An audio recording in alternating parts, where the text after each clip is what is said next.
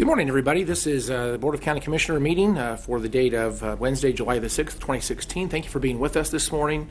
Thank you for being in our audience. We're also streaming this online as well as we do record this, and it's available on YouTube after the meeting, of course. I want to say thank you for being here, and I'm glad you're here. Welcome so much. We do have a very interesting meeting today. We've got a number of items. We have a proclamation. We also have a presentation of Kansas BRAILLE Transcription Institute's PowerPoint information.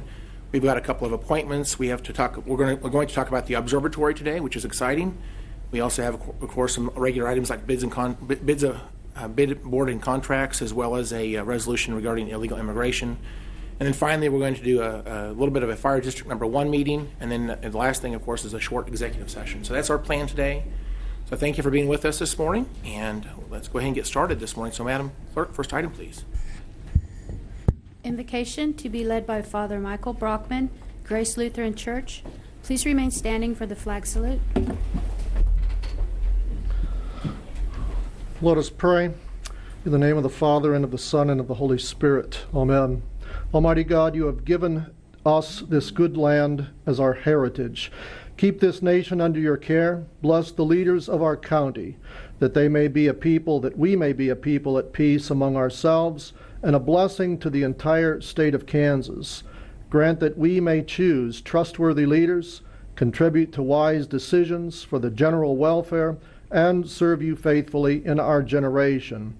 Through Jesus Christ our Lord, who lives and reigns with you and the Holy Spirit, one God, now and forever. Amen. Amen. I pledge allegiance to the flag of the United States of America, and to the republic for which it stands, one nation, under God, indivisible, with liberty and justice for all. All right. Well, I will officially call this meeting to order. So I'm calling to order the Board of Sedgwick County Commissioners meeting for the date of Wednesday, July the 6th, 2016. Madam Clerk, next item, please. Roll call. Commissioner Unruh. Present. Commissioner Norton. Present. Commissioner Peterjohn. Present. Commissioner Ransaw. Present. Chairman Howell. Present. Next item, please. Public information announcements. Good morning, Commissioners. Kate Flavin, Public Information Officer. This morning, I'd like to bring up our Election Commissioner, Tabitha Lehman, to talk about a new app for our polling places. Good morning, Commissioners. I find it kind of funny that I'm the one up here actually introducing this app because I'm not the one who put all the work into this. This was the brainchild of our GIS department, and they have done a phenomenal job on this, so I'm very excited to show this to you. If you go to our main website, you'll see up on the top banner there, it says, "Do you know where to vote?" And you can click on this, and it'll take you to an application. We've got a disclaimer here, just standard, and let you know that just because your address is found here and sends you to a polling place does not guarantee you're registered to vote. Then you can come up here and you can type in an address, and I'm just going to use the courthouse here, and you can look it up, and it's going to show you, give you options to make sure you select the correct address, but it's going to pop there and show you where your polling location is. So you can see right here on the bottom here, it says that the polling location for this address is Riverwalk Church of Christ at 225 North Waco. It'll also give you upcoming information on the next election. So August 2nd is the next election. Reminds you that voter registration deadline for that is next week on July 12th. Great segue to talk about that. Make sure if you need to update your name, address, or get registered, now's the time to do that. Also gives you contact information from our office, and if this were you can see here where it's polling place information. I can switch over to this tab here. It gives you the precinct, gives you the elected officials' contact information. You can click through and go to a website. You've got all kinds of information here that you can just find about your area. And it is just a very useful tool. We actually used this for the first time in 2015 before it was rolled out to the public. We used it at our polling locations, and our election workers were able to look up people using this app instead of trying to decipher a map. We're finding that we don't have time to actually train people to use a regular map anymore in our election worker training, and more people are more familiar with using an app than they are an actual map. So this is becoming very helpful and a very useful tool for us. So this is exciting for us to be able to roll this out to the public, especially as we make polling place changes for upcoming elections. So we are just very excited and very grateful for the help that GIS has given us in creating this app. They have done a phenomenal job, and we are just hopeful that people will use it to know where to go vote on Election Day. Commissioner Lehman, that's very, very good information. Appreciate that. I was just curious. I read in the newspaper recently that some of the polling locations just changed. Does this map reflect the new information? Yes, it does. And then how many poll sites are there across the county? We have 64 for this 64. election. And so, again, if someone lives right next to a poll site, doesn't necessarily mean that's the one they should go to. They That need is to look correct. it up. Is that They correct? need to look that up. Mhm. Okay, thank you for that. Commissioner Henry has comments? Thank you, Mr. Chairman. Tabitha, thanks for this report. Sure. But, just also along with this, could you give a quick tutorial on how one gets registered if they are not registered? Sure. Actually, let me just navigate to our website, and I'll show you the easiest way to do that. We will just do that very quickly. You can actually just click on a link on our website as soon as it loads. Give me a moment. If you just scroll down, register to vote. Click on that link, and it's going to take you, this goes through the DMV. You're just going to type in either your driver's license or your state-issued ID number. If you don't have one of those, then obviously you can register to vote using a paper registration. You're just going to go through here.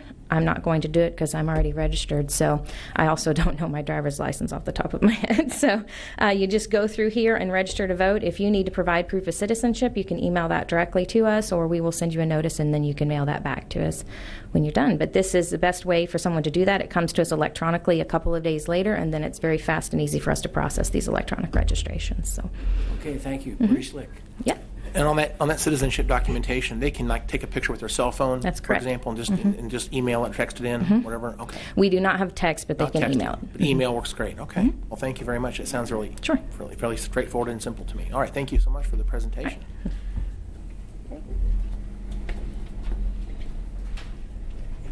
Thank you. And I have one more comment to make. Sedgwick County's app is rolling out next week, so be on the lookout for it. With our app, you'll be able to stream our Facebook and Twitter live. You can get notifications from the county, emergency notifications. It will help you get weather notifications as well. And you can report any storm damage in general, and you can share your ideas using this app. So be on the lookout for it. It is free, and we're very excited about it. The Polling Place app will be incorporated into this app as well. So very user-friendly, and we're excited to roll it out. That's exciting information. Thank you for that. All right. Seeing no other public information announcements, Madam Clerk, next item, please. Public agenda. All right. Do we have anybody that signed up to speak generally to the commission this morning? I know we have some folks probably signed up to speak on the resolution that's later in the meeting today. Is there anybody that wants to speak on any other topic today? Okay. We do have opportunities throughout the agenda today that when we have business that comes up, if you look at your agenda sheet, there's a place where it says public comment. So if you want to speak about those specific items, you're welcome to do that at that time. But if you want to speak generally to the commission, this is your chance. I do understand we have on that. I think that we're going to go. I think that Mr. Cabral is actually a little bit later. So, all right. Seeing no one to speak on the public agenda, Madam Clerk, next item, please. Consideration of minutes. Item A, regular meetings of May 18th, 2016. Okay, Commissioners, what's the will of the board? Mr. Chairman, I move we approve the minutes for May the 18th and June 1st, 2016. Second. Okay, we have a motion and a second. Seeing no discussion, Madam Clerk, please call the vote. Commissioner Unruh. Aye. Commissioner Norton. Aye. Commissioner Peterjohn. Aye. Commissioner Ransaw. Aye. Chairman Howell. Aye. Madam Clerk, next item, please. Item B, regular meeting minutes of June 1st, 2016. No, that was included in the last motion, so. Oh, I'm sorry. Okay. Proclamations. Item C, proclamation declaring Sedgwick County Law Camp Days. Commissioners, I do have a resolution I need to read, and it says, whereas approximately 150 youth between the ages of 10 and 14 will attend the 21st Annual Sedgwick County Law Camp July 12th through the 15th, 2016 at Lake Afton Park. And whereas the mission of the Leaders, Achievers, Winners Camp, known as the Law Camp, is to create a partnership between law enforcement and youth by providing a positive experience using law enforcement and National Guard personnel as role models to build self-esteem, confidence, and trust.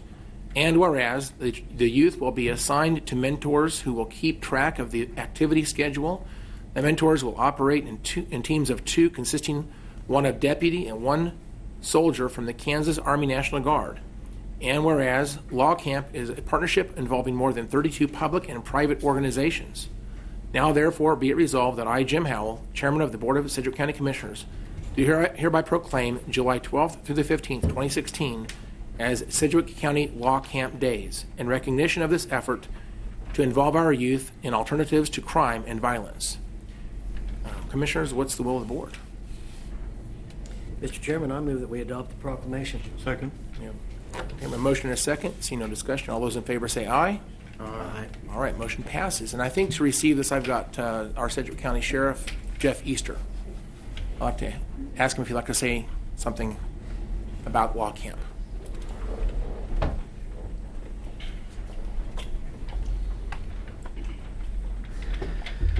Good morning. Thank you, Commissioners, for the proclamation. As you stated earlier, it's 21 years, 150 kids a year for 21 years. These are at-risk youth that come out and stay with us for approximately 4 days.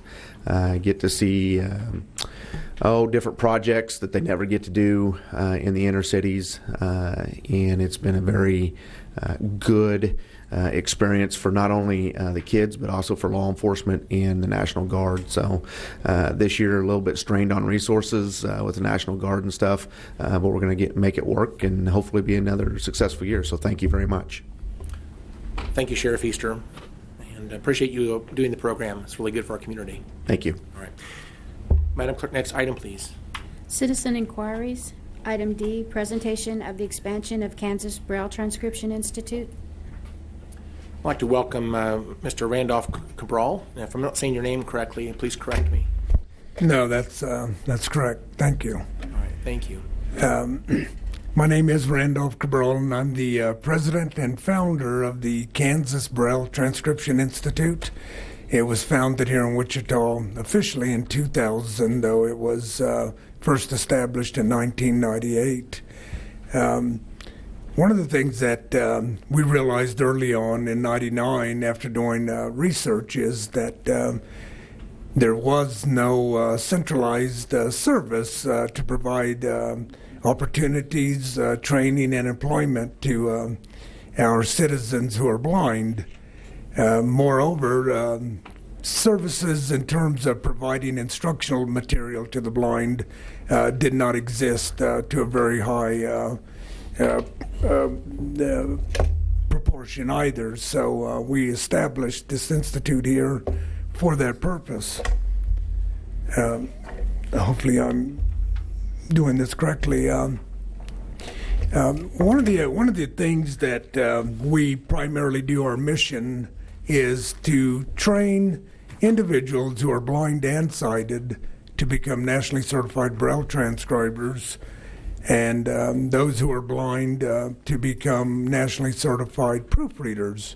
However, through the instruction of Braille and literacy, what this also does, it allows our blind to go on to college, to establish meaningful employment and other opportunities for which they might not otherwise have had the opportunity.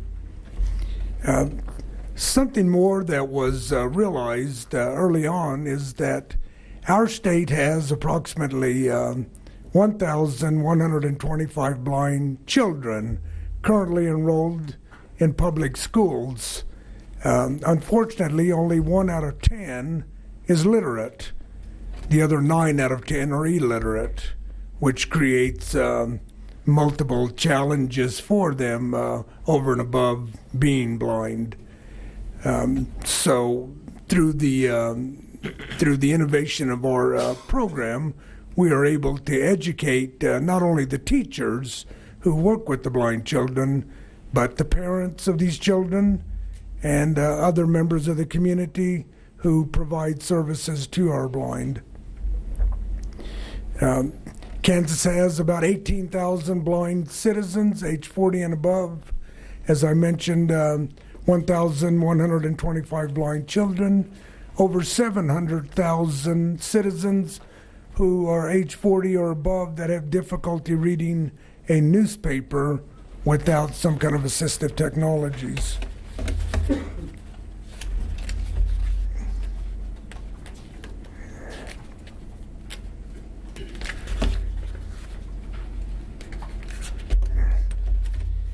Most recently, we have begun working with the state of Kansas to help provide a greater level of training across the board with the blind and the sighted. We visited in Topeka about 3 weeks ago with the head of the vocational rehabilitation and the Department of Children and Families.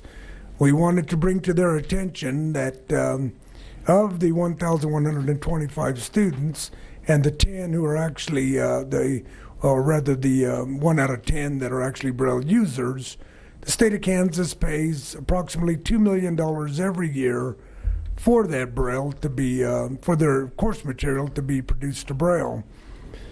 90% of that $2 million is outsourced. It goes to other states, and it has for decades.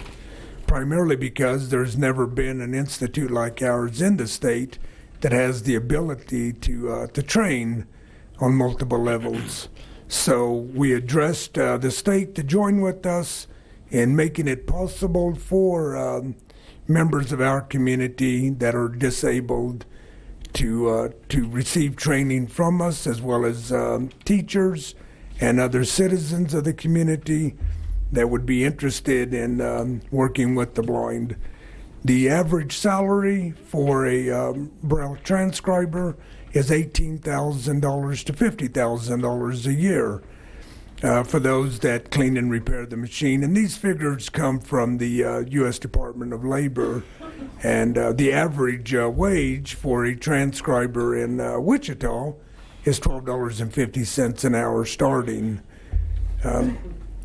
To look at individuals who are disabled that are probably earning somewhere between $8,000 and $10,000 a year, and to be able to train them to become certified transcribers would mean not only removing them from living or existing off of their SSDI, Social Security Disability Income, but it would also mean them earning 3 to 4 times what they're presently earning.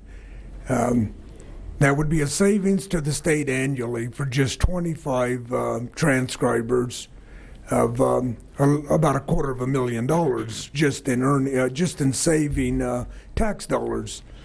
If you look at the Wichita State University study that says for each individual who is on disability that earns $1.66 is also earned through the economy. So if you took those same 25 employees and you multiplied that out, they would be bringing in about $1.2 million annually into Wichita, Kansas for the 25 that would be working. We would also be creating approximately 50 new jobs through this as well.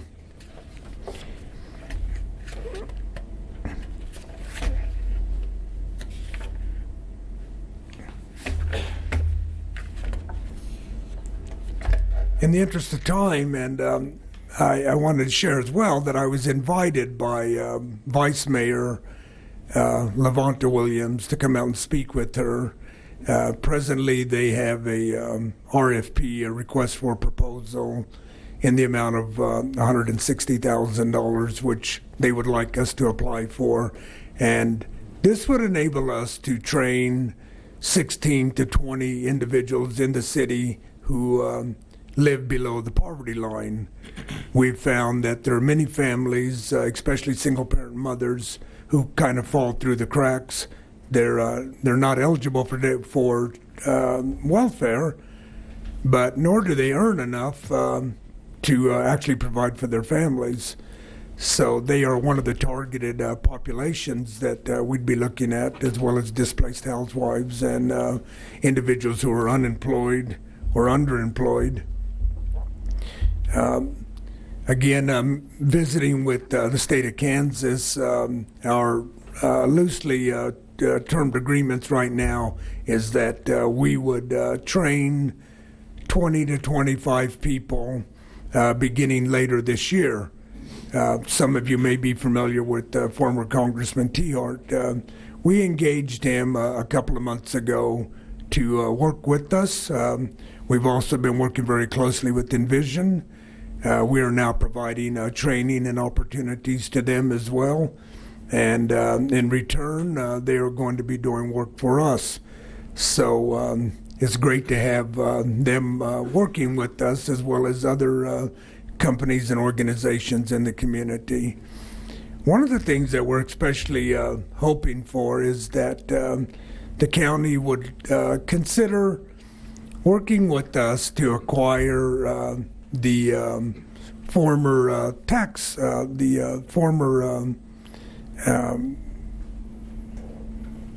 what is it? It's the building where you get your tags, the tag office. On we've looked at the building, and it would allow us to expand.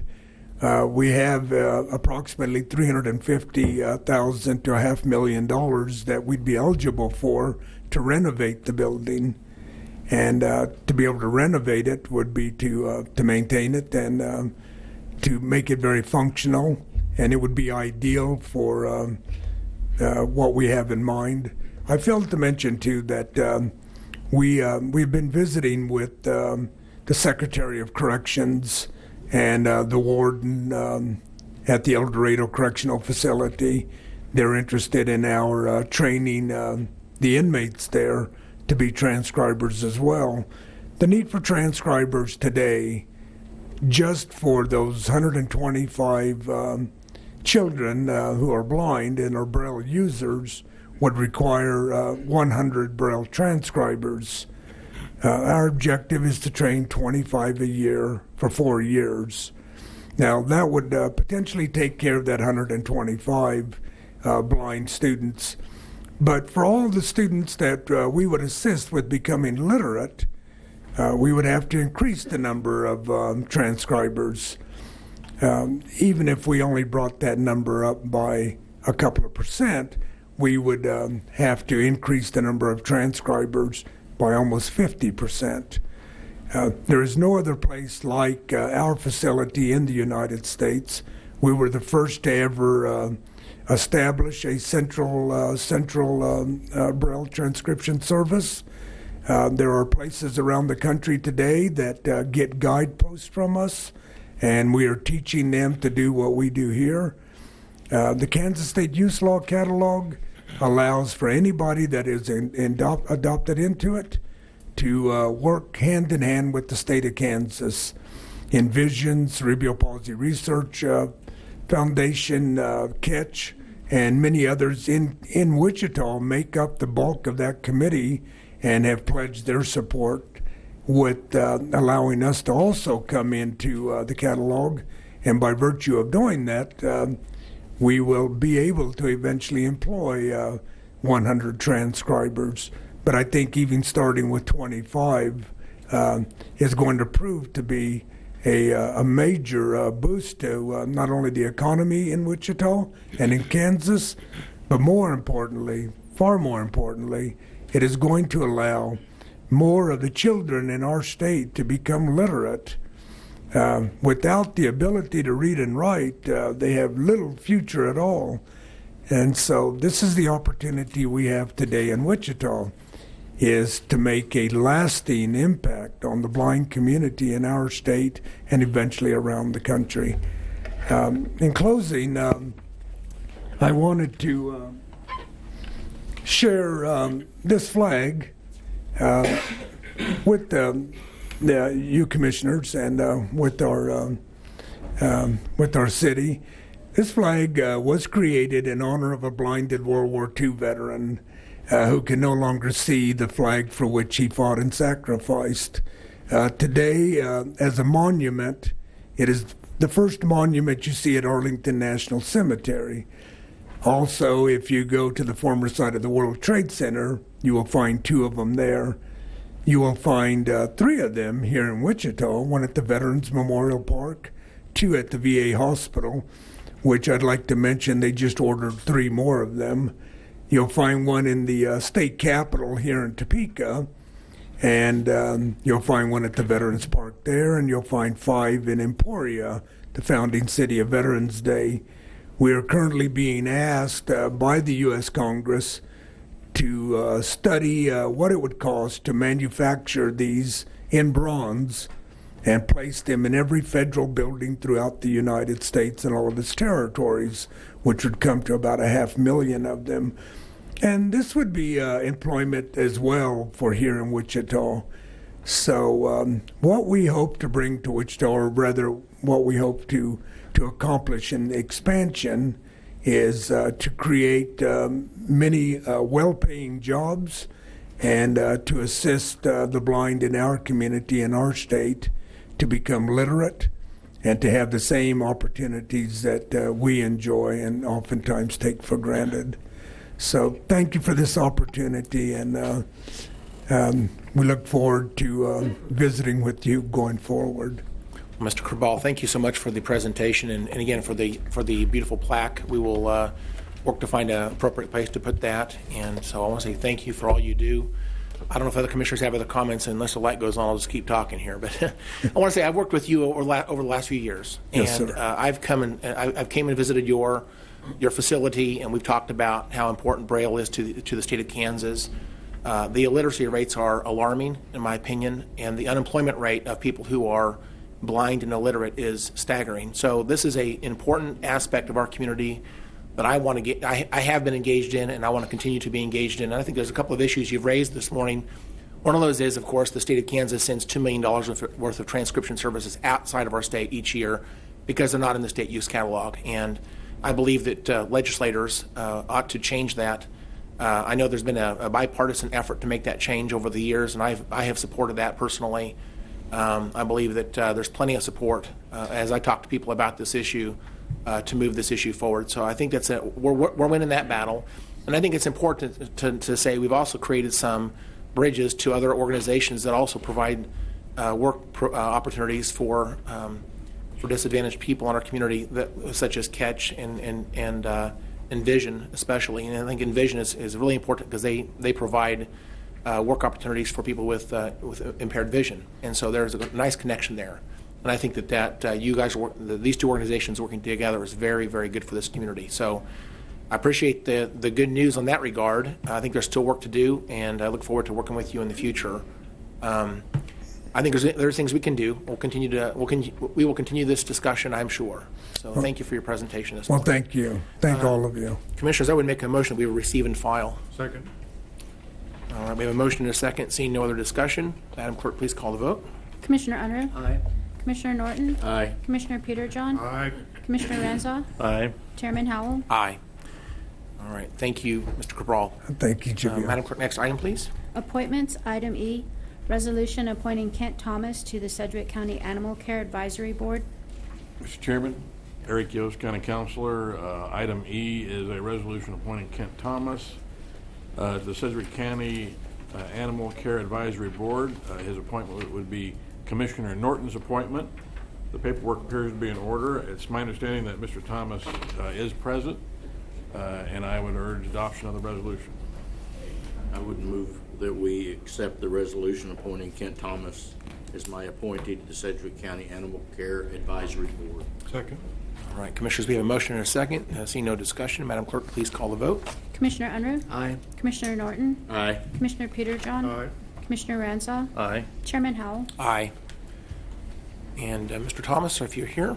Yes. Our clerk is ready to do the oath with you.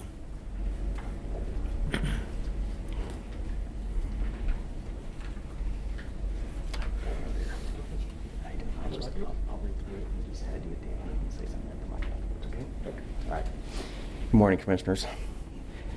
I do solemnly swear that I will support the Constitution of the United States, the Constitution of the State of Kansas, and faithfully discharge the duties of the office as Sedgwick County Animal Care Advisory Board, so help me God.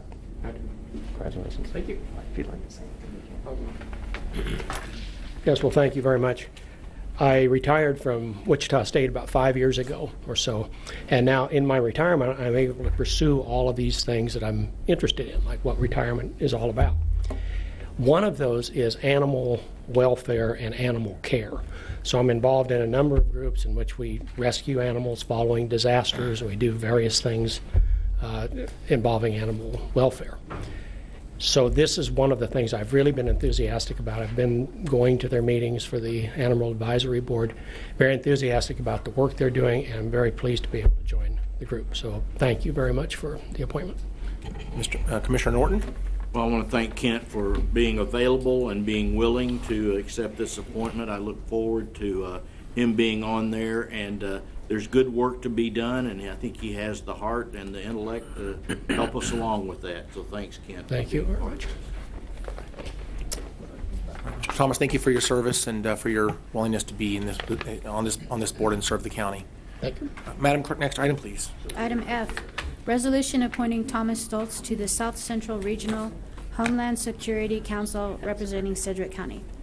Mr. Chairman, Eric Yost, County Councilor. Item F is a resolution appointing Thomas Stolz to be the Sedgwick County representative on the South Central Regional Homeland Security Council. Mr. Stolz is not present, but I would urge adoption of the resolution.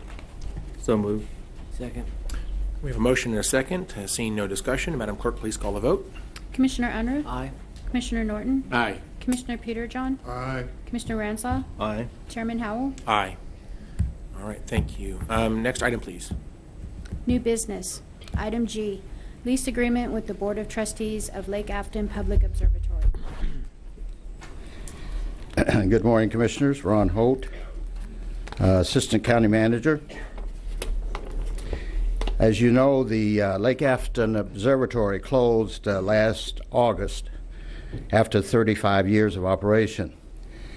The observatory was built in 1979 through an agreement with WSU, the Wichita School District, the City of Wichita, and Sedgwick County. The city and the school district pulled out of the project some time ago, and then due to budget concerns, WSU ended its partnership with the county last year, leaving the county with the property, with the building, but no one responsible for the operations of the facility. Since that time, we've been working with a local enthusiast club called the Kansas Astronomical Observers to reopen the observatory. And the full responsibility will be theirs. They will take on the full responsibility for operations. The old Lake Afton Public Observatory Board was reconstituted with the Kansas Astronomical Observers members, and they are, again, I think, excited about taking on this responsibility and beginning operations on around the 1st of August. Before you today is a resolution regarding a lease with the newly constituted board of the Lake Afton Public Observatory. This will be a 2-year lease with a 3-year renewal option. And so with that, I would recommend you approve the resolution which approves the lease between Sedgwick County and the Board of Lake Afton Public Observatory and authorize the chairman to sign the lease. I would be happy to answer any questions. I'm not sure if we have anyone Yes, there they are. We have a couple of folks representing the newly constituted board and the observatory here if you have any questions for them. Thank you, Mr. Holt. I don't have any questions right now, but I think there's going to be some questions and comments from commissioners, and then we have opportunity for public comment as well. So I'll start with Commissioner Peterjohn. Thank you, Mr. Chairman. I have taken my children out to Lake Afton Observatory before it closed on a number of occasions, and I'm absolutely delighted that there's an effort, and that's, I think we're reaching an important milestone today. Of course, we won't culminate that achievement until we actually get the doors reopened and the public can return, but this is a valuable facility. Sedgwick County has been a participant and a partner in this with the institutions that Assistant County Manager Holt had described. And I think it's very important that we have this facility available. I never know what's going to pop up in the night sky. But I want to take this opportunity to thank the Lake Afton Observatory organization, and particularly the board members who I know have been working incredibly hard to try and bring us to this day and get this facility reopened. And I appreciate seeing both Fred and Harold here in the audience, and they have some comments. I'll be all ears, and I appreciate the work for not only for the Lake Afton Observatory but also county staff and both in the manager and the counselor's office to bring us at least to this important milestone. Thank you. Thank you, Commissioner. Commissioner Ranzau? Just a quick question, Ron. Maybe I missed it, but is there a date that it's scheduled to formally reopen? I think the date is August 1. The lease is effective as of today, but I think Harold and Fred can talk about the date that they plan to announce a formal reopening. Okay, when they're ready to speak, they can share that. Okay. Yes. Thank you. Thank you, Commissioner. I'll go ahead and take this to the audience. Does anybody here today would like to speak regarding this agenda item? No pressure. All right. Please state your name and address for the record. Yes, my name is Harold Henderson. I'm the director of Lake Afton Public Observatory. I'd like to thank Commissioner Howell and the rest of the Board of County Commissioners for this opportunity. At the current point in time, we are looking at reopening sometime in August with a hard target date of before Labor Day weekend, just as a clarification. August 1 is a little soon. I'm sure Mr. Holt is very anxious to bring himself and his family out there and look through the telescopes and look at the programs, but yeah, August 1st may be a little early. All right. But we do plan to being open by Labor Day weekend.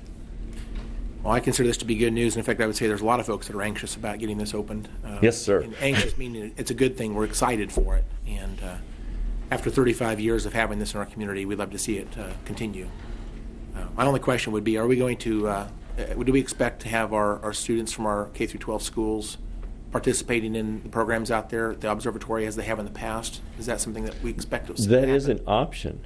However, the more likely option is the fact that now we're in association with the Kansas Astronomical Observers, private individuals owning personal telescopes that are more portable.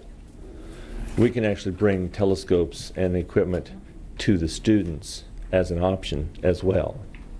So it's not just a single point of brick and mortar, bring all your students, look through a telescope, go back to school, go on home. I only have one question, and I think you'd be okay if you can answer this for me. As I'm reading the contract, again, this is not a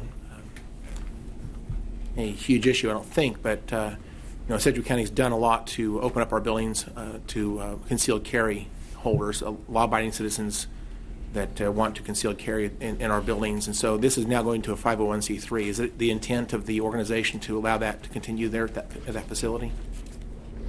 As a concealed carry permit holder myself, I share your concerns, and we are looking more along the lines of no open carry. Right. Persons permitted and authorized to carry concealed are more welcome to do so. If I don't see it, I don't worry. Right. And that is certainly an option. Now, again, of course, the state of Kansas does allow concealed carry without a permit as well, but now that law is passed, I think the open carry is less interesting to a lot of folks, and so concealed carry, again, out of sight, out of mind. But I guess I want to just know if you're planning to post the building, there's no carry or there's no open carry. The last discussion I had is we were going to post it as no open carry. Okay. Due to the tight confines of the building, potentially large number of people in the building in a confined space, open carry just does not really sound like a practical matter. Yeah, that does make sense. Okay, well, thank you for those comments. Commissioners, I would make a motion that we authorize the chairman to sign the lease agreement. And, Commissioner Peterjohn. Oh, I was going to make that motion. I'll just second it instead. Well, I apologize for jumping the motion there, but I would like to give Commissioner Peterjohn credit. He has really led this issue. He has worked a very long time. It has always been important to him specifically to see this reopen. He's attended, I guess, a number of meetings and has, I guess, worked with our staff to get this resolution before us today. So I want to say thank you specifically to his work and his commitment to make this happen today. And we have a motion and a second. Seeing no other discussion, Madam Clerk, please call the vote. Commissioner Unruh? Aye. Commissioner Norton? Aye. Commissioner Peterjohn? Aye. Commissioner Ranzau? Aye. Chairman Howell? Aye. All right. Thank you. Next item, please.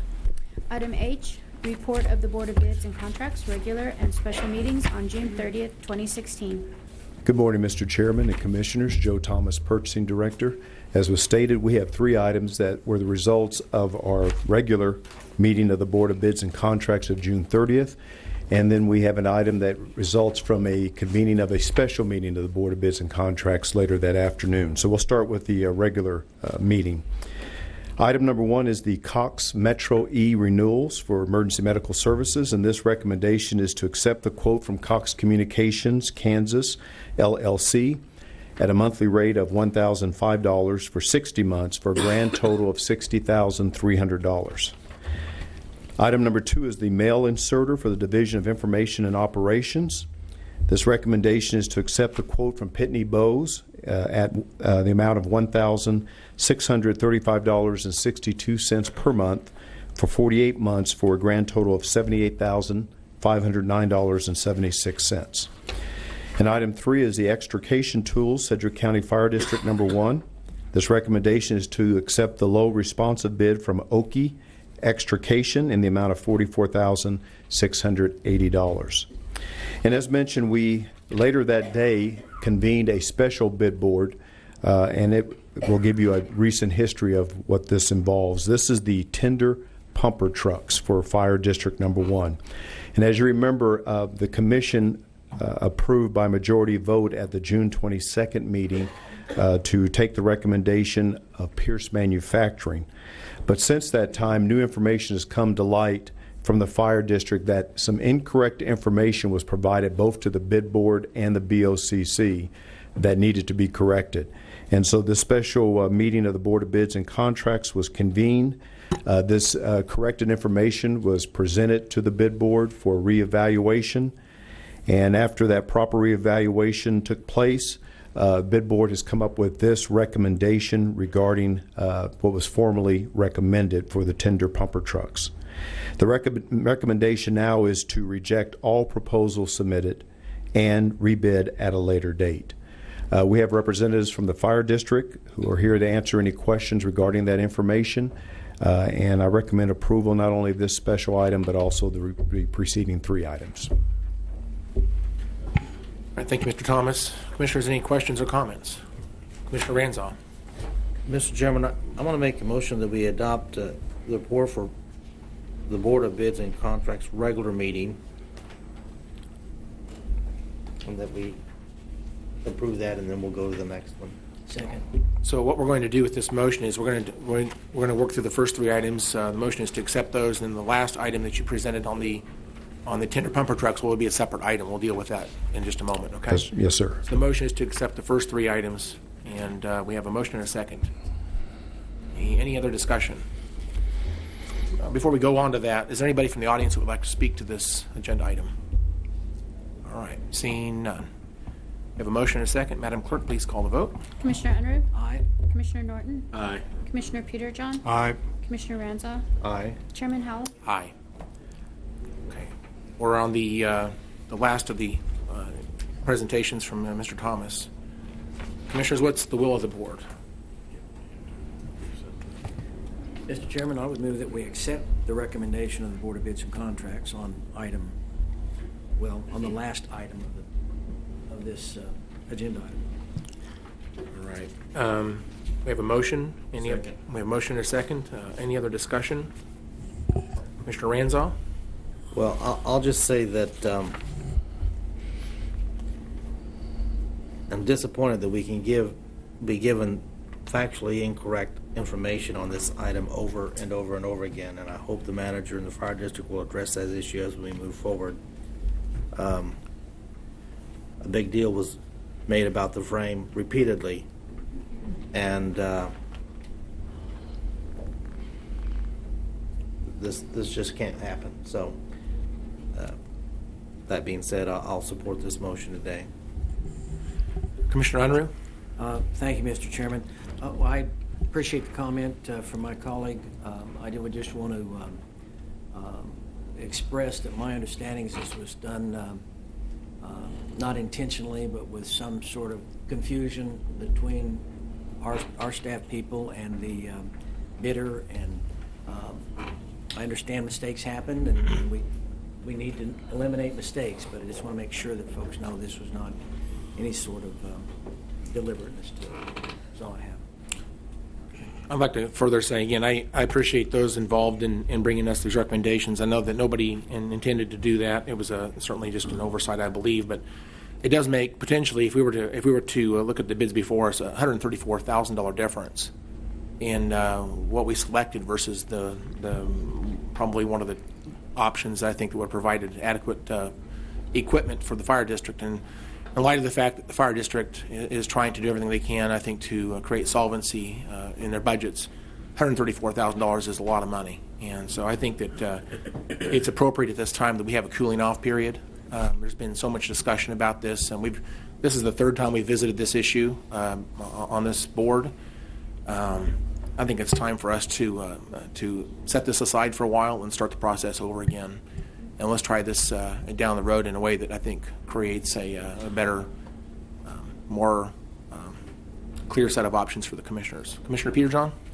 I plan to be supportive of this motion and largely find myself in agreement with the chairman's comments. Thank you. Mr. Chairman? Yes, Commissioner? Mr. Chairman, I just want to clarify one thing.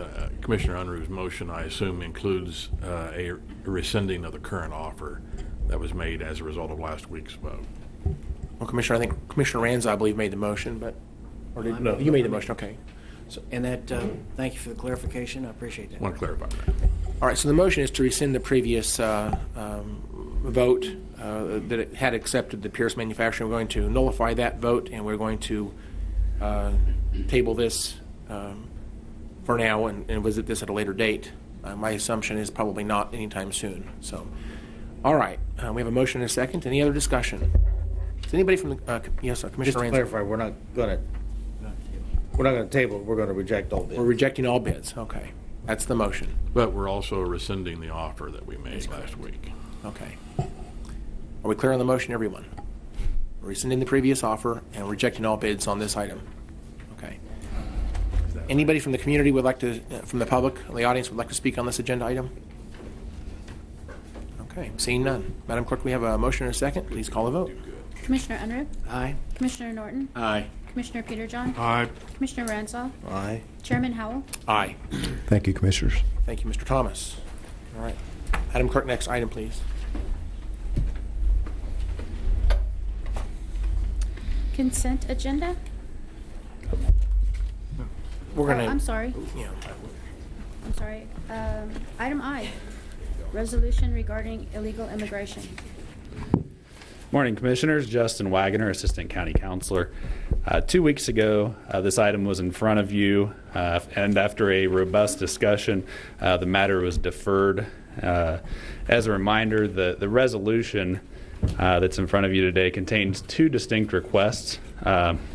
First, it requests the Kansas legislature to modify a state statute to remove provisions allowing persons without lawful immigration status to receive the benefit of in-state tuition. And then secondly, there is a request to the KDHE and also the governor to take action as permitted by under the federal regulations that govern WIC to limit WIC participation to U.S. citizens, nationals, and qualified aliens. The resolution remains the same as it was 2 weeks ago. I'd be happy to just stand for any questions you may have during discussion on this item. Thank you. All right.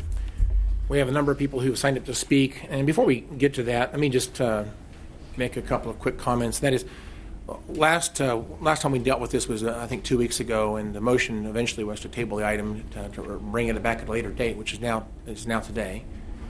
And the reason I did that, I made that motion, was because I wanted to take time to study the issue and to talk to people in the community and find out more information about some of the discussion items that were brought up during that meeting. And since that time, let me say, I have met for more than 8 hours with at least 12 different people from the community. A lot of this was with Commissioner Ranzaw. I've had a number of emails that I've discussed this as well. I've talked with, so I'm going to go through this list real quickly because some of these folks are the same people I believe are going to speak today and have already spoken to us at the previous meeting. So I just want to be clear that we have spent a lot of time having discussions about this, both at the last meeting, since the last meeting, and I assume they'll speak again today. So I spoke with Crystal Magdaleno, Billy Knighton, Lupe Magdaleno, Gretchen Ike, Crystal Magdaleno, Sandrine Lisk, and then Margie Dewan Wash. Then we had the president, Joseph Shepard, with the Wichita State Government Association. He's a student body president, as well as the vice president, Tabine Azad. I also spoke with Ruben LeBron and then Kevin Lopez.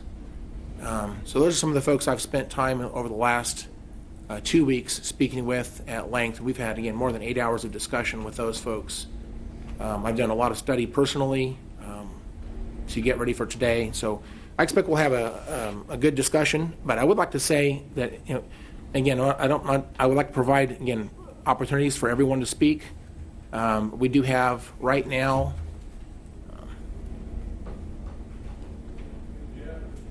about 14 people signed up to speak, so I would like to do 3 minutes if possible. 3 minutes would be, I think, an appropriate amount of time for you to come to the podium and give us your thoughts. And with that, I would like to start by calling out Billy Knighton.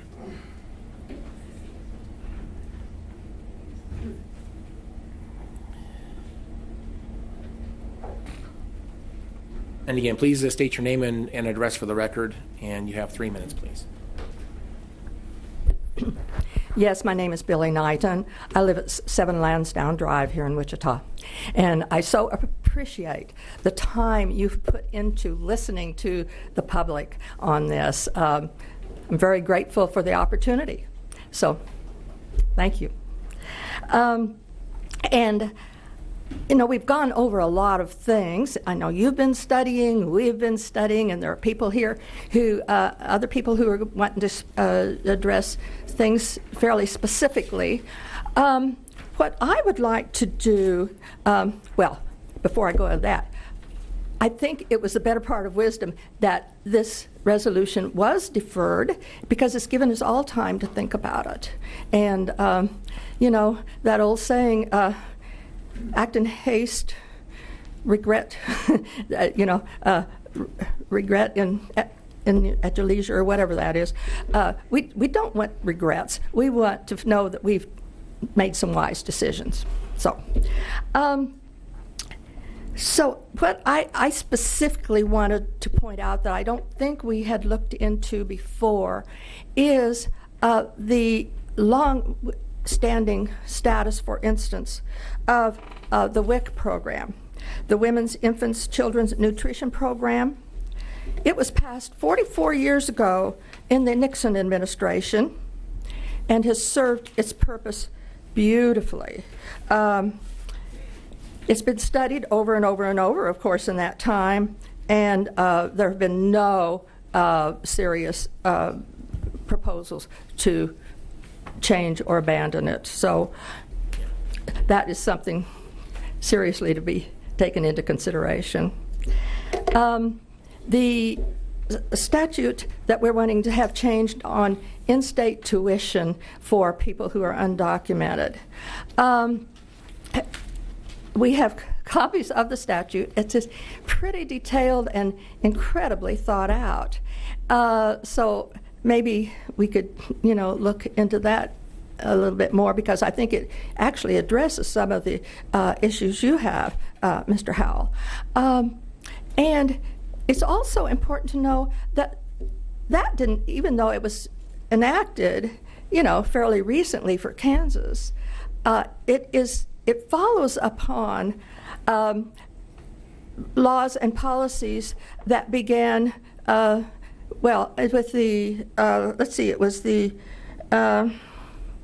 Reagan presidency, and were expanded by the first Bush presidency. So it's not as though these are, you know, just all of a sudden new things.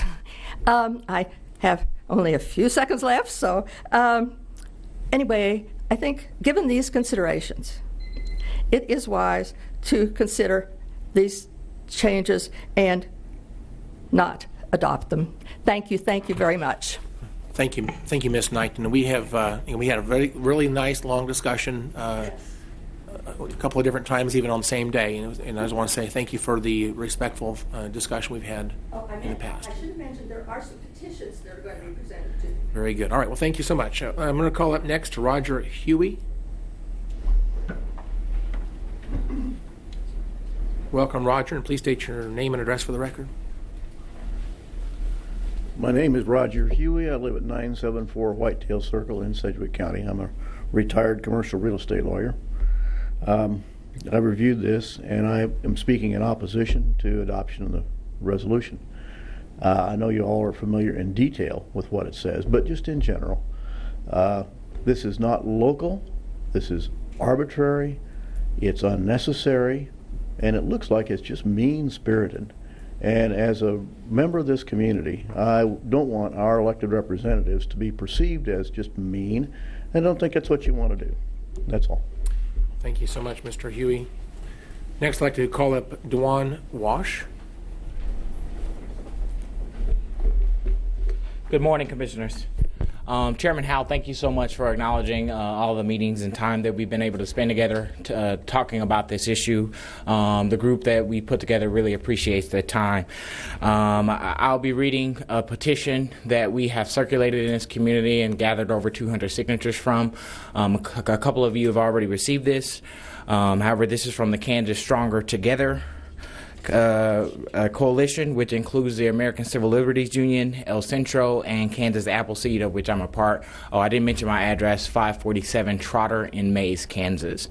Dear Commissioners, we noted with grave concern that the Board of Sedgwick County Commissioners is considering asking the Kansas legislature to repeal the state's policy regarding the granting of in-state tuition regardless of immigration status.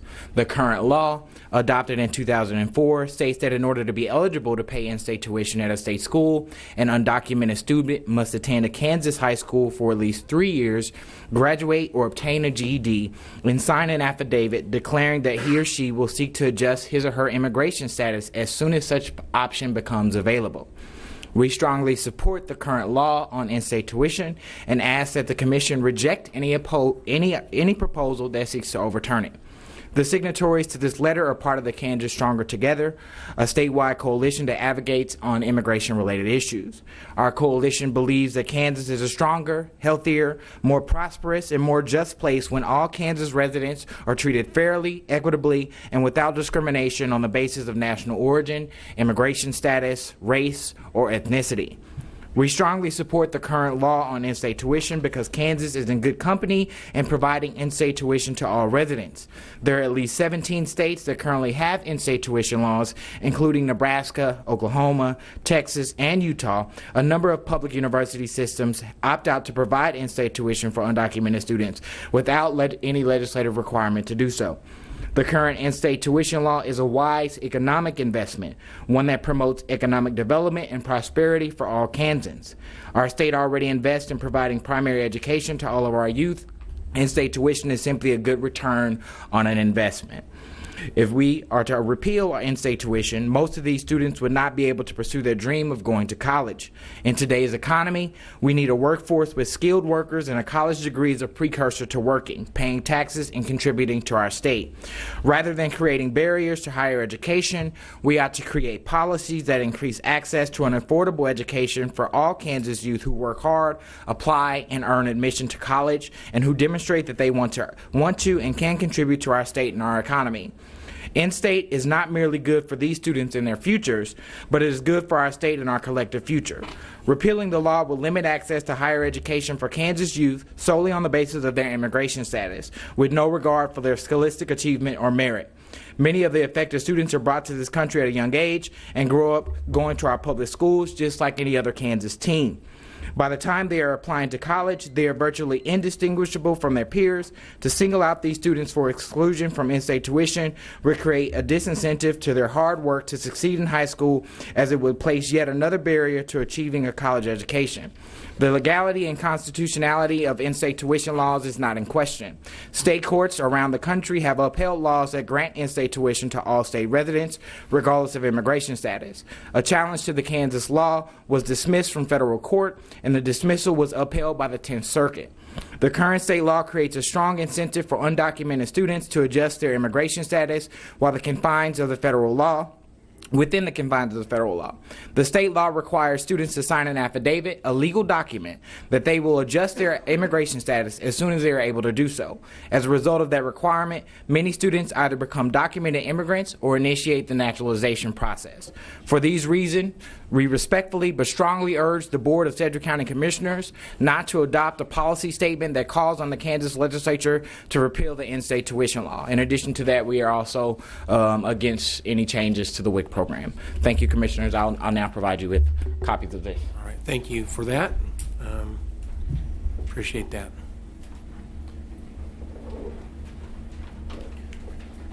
We'll make a motion to receive and file comments at the end of the public comment time. So. Thank you for the resolution or the petitions. I appreciate that very much. All right. Next up is Gretchen Ike.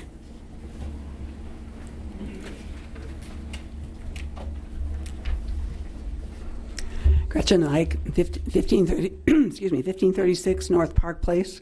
I'm in Mr. Ransow's district.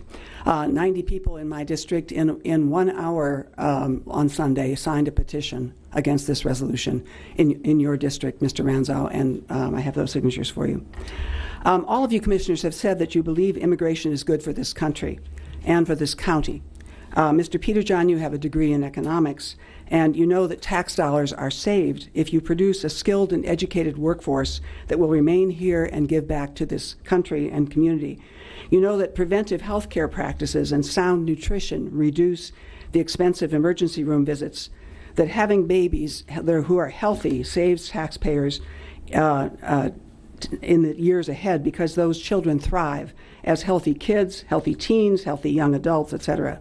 I know that you know this. So I wonder why you advocate changing the state law in a way that will cost the county and this city of Wichita and our state. Let's dispel some myths. All people who live in Kansas can go to Kansas higher education institutions paying in-state tuition. All people who live in Kansas. This is not a freebie. This is not a welfare program. Since 2004, that has included young people born outside the United States but living in Kansas and graduating from Kansas high schools, as if they file their paperwork as soon as they are eligible to become citizens. You heard the 2004 law, part of it read to you. The part you didn't hear read is the part that says they have to pay back if they don't pursue the course to citizenship. The last paragraph of the law, I urge you to read it carefully. They have to pay it back, and they have to pay interest at 10% on what they have been granted, on the part of the tuition they have not paid by getting in-state tuition. Okay?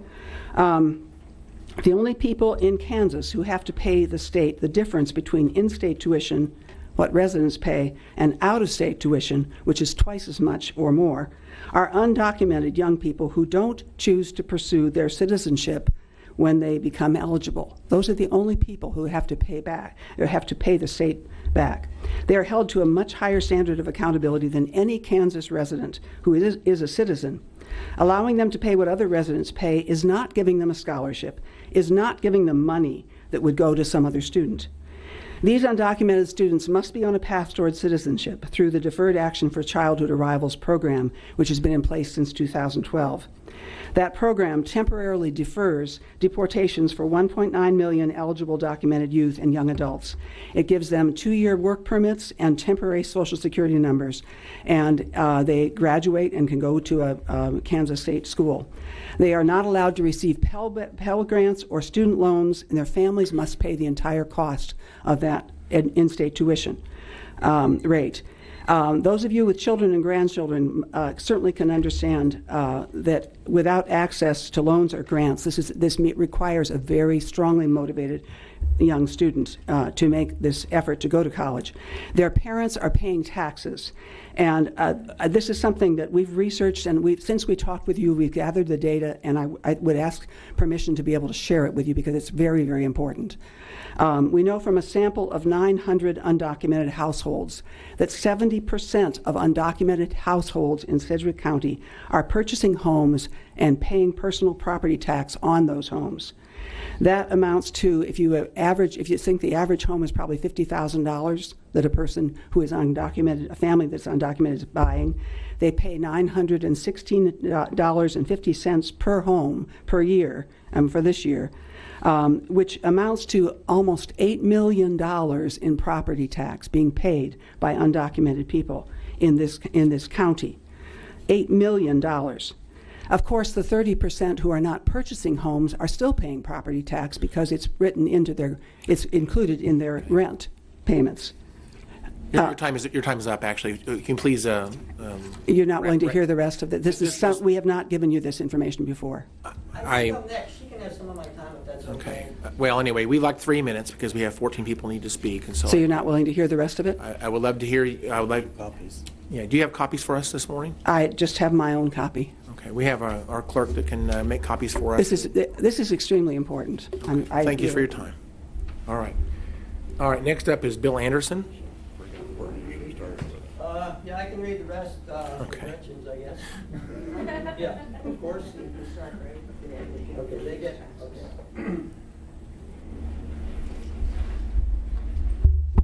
She's a very hard act to follow, guys, in case you're wondering. Okay. They get I'm Bill Anderson, 1227 Jefferson. I'm also a constituent of Commissioner Ranzel. They get for those taxes schools, roads, and fire, police. But remember, quote, this is emphasized, they get no other services like food stamps, unemployment insurance, Medicare or Medicaid, or Social Security. Undocumented people also pay state and federal income tax. 50% of undocumented file income tax. Most of the rest pay income tax through payroll deductions. The 75,000 undocumented people in Kansas pay $59 million in state and local taxes, according to the Institute on Taxation and Economic Policy report, Undocumented Immigrant State and Local Tax Contributions. Also, most undocumented people settle here and put down roots here, buying homes, fixing them up, paying taxes, improving neighborhoods. I see that in my Midtown neighborhood, that's Gretchen's. In your district, I see that in my Midtown neighborhood, in your district, Mr. Ranzel. Where 90 people had signed the petition. So in-state tuition is not welfare. They pay for it with their taxes like other residents of this state. The WIC program is open to citizens and undocumented people who meet the income guidelines in every state in the United States. No state has tried to restrict undocumented people from access to this program because it is so successful. Women's, Infants, and Children Nutrition Program has, since President Nixon, provided nutritious food, eggs, cheese, milk, baby formula, etc., to low-income mothers of children 5 and under and pregnant women. It provides health checkups for pregnant women. It is a preventive health care program that promotes healthy weight babies and avoids the high cost of complicated births and extended hospital stays. In short, WIC saves the county money. I'll repeat that. She didn't ask me to, but I will. In short, WIC saves the county money. Indeed, the GAO says that every dollar spent on WIC returns $3.50 in health care savings. I'll repeat that again. The GAO says that every dollar spent on WIC returns $3.50 in health care savings. Its success has been documented for 44 years, acclaimed by international development agencies. It has been copied by other nations. Mr. Ranzo told us on Thursday that if you got an answer from the State Department of Health and Environment to your asking them to rewrite the regulations for eligibility for WIC, that you would be ready to reconsider your promoting of this resolution. We have talked with the top WIC administrator in Topeka and read the correspondence with the Commission. They informed you in April that collecting data about undocumented status would change the contract the county has with WIC to distribute this federal money. They told you changing the rules for Sedgwick County would involve changing them for all 105 counties, and that the U.S. Department of Agriculture which administers WIC, told state officials that asking for WIC clients' immigration status would be out of compliance and endanger federal grant dollars. Wow, you have received your answer. What you were asking would close down the WIC program for the state of Kansas, a state that has a serious problem with infants dying in their first year of life, especially African-American Kansans who suffer the highest infant mortality rate in the entire United States, but also among Hispanic Kansans whose babies die at almost twice the rate of Caucasian babies in their first year of life. Well, that's sad. These babies who die are residents of this county, citizens, and the high rate of death in their first year of life is documented by your own Sedgwick County Health Department. There's a flyer which, okay, Gretchen has the flyer. We're working together. WIC combats infant mortality by giving pregnant, low-income women and their babies nutritional support. That doesn't seem too bad to me. It seems the height of folly to seek new regulations that would cut from this program low-income, undocumented women and their babies and young children who are the most vulnerable to dying in their first year of life. If you are trying to be fiscally responsible, you must recognize the fiscal consequences of cutting the eligibility of undocumented women and children from this time-tested prevention program. Please behave responsibly. Vote down this resolution. Thank you for giving me the time to finish that. All right, thank you, Mr. Anderson. Next up, we have Janie Burns. Thank you for being here. Please state your name and address for the record. My name is Jane Burns. I'm at 322 South Lorraine. I am a registered licensed dietitian, registered nationally, licensed by the state of Kansas. Although most dietitians work in hospitals, my career focus has been on wellness. My career and my continuing interest is on keeping people healthy as opposed to the far more expensive alternative of curing them or getting them back to health. Nutrition, unfortunately, is considered lightweight by many policymakers. But I'm here to state that it is important, and it's especially critical at the beginning of life, during pregnancy, infancy, and childhood.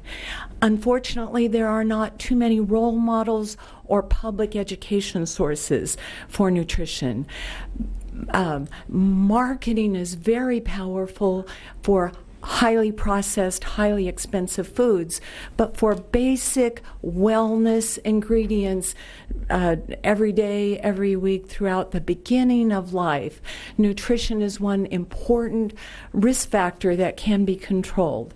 As Gretchen researched and found, WIC is cost effective. The return on investment for a dollar spent on WIC is $3 saving in healthcare costs.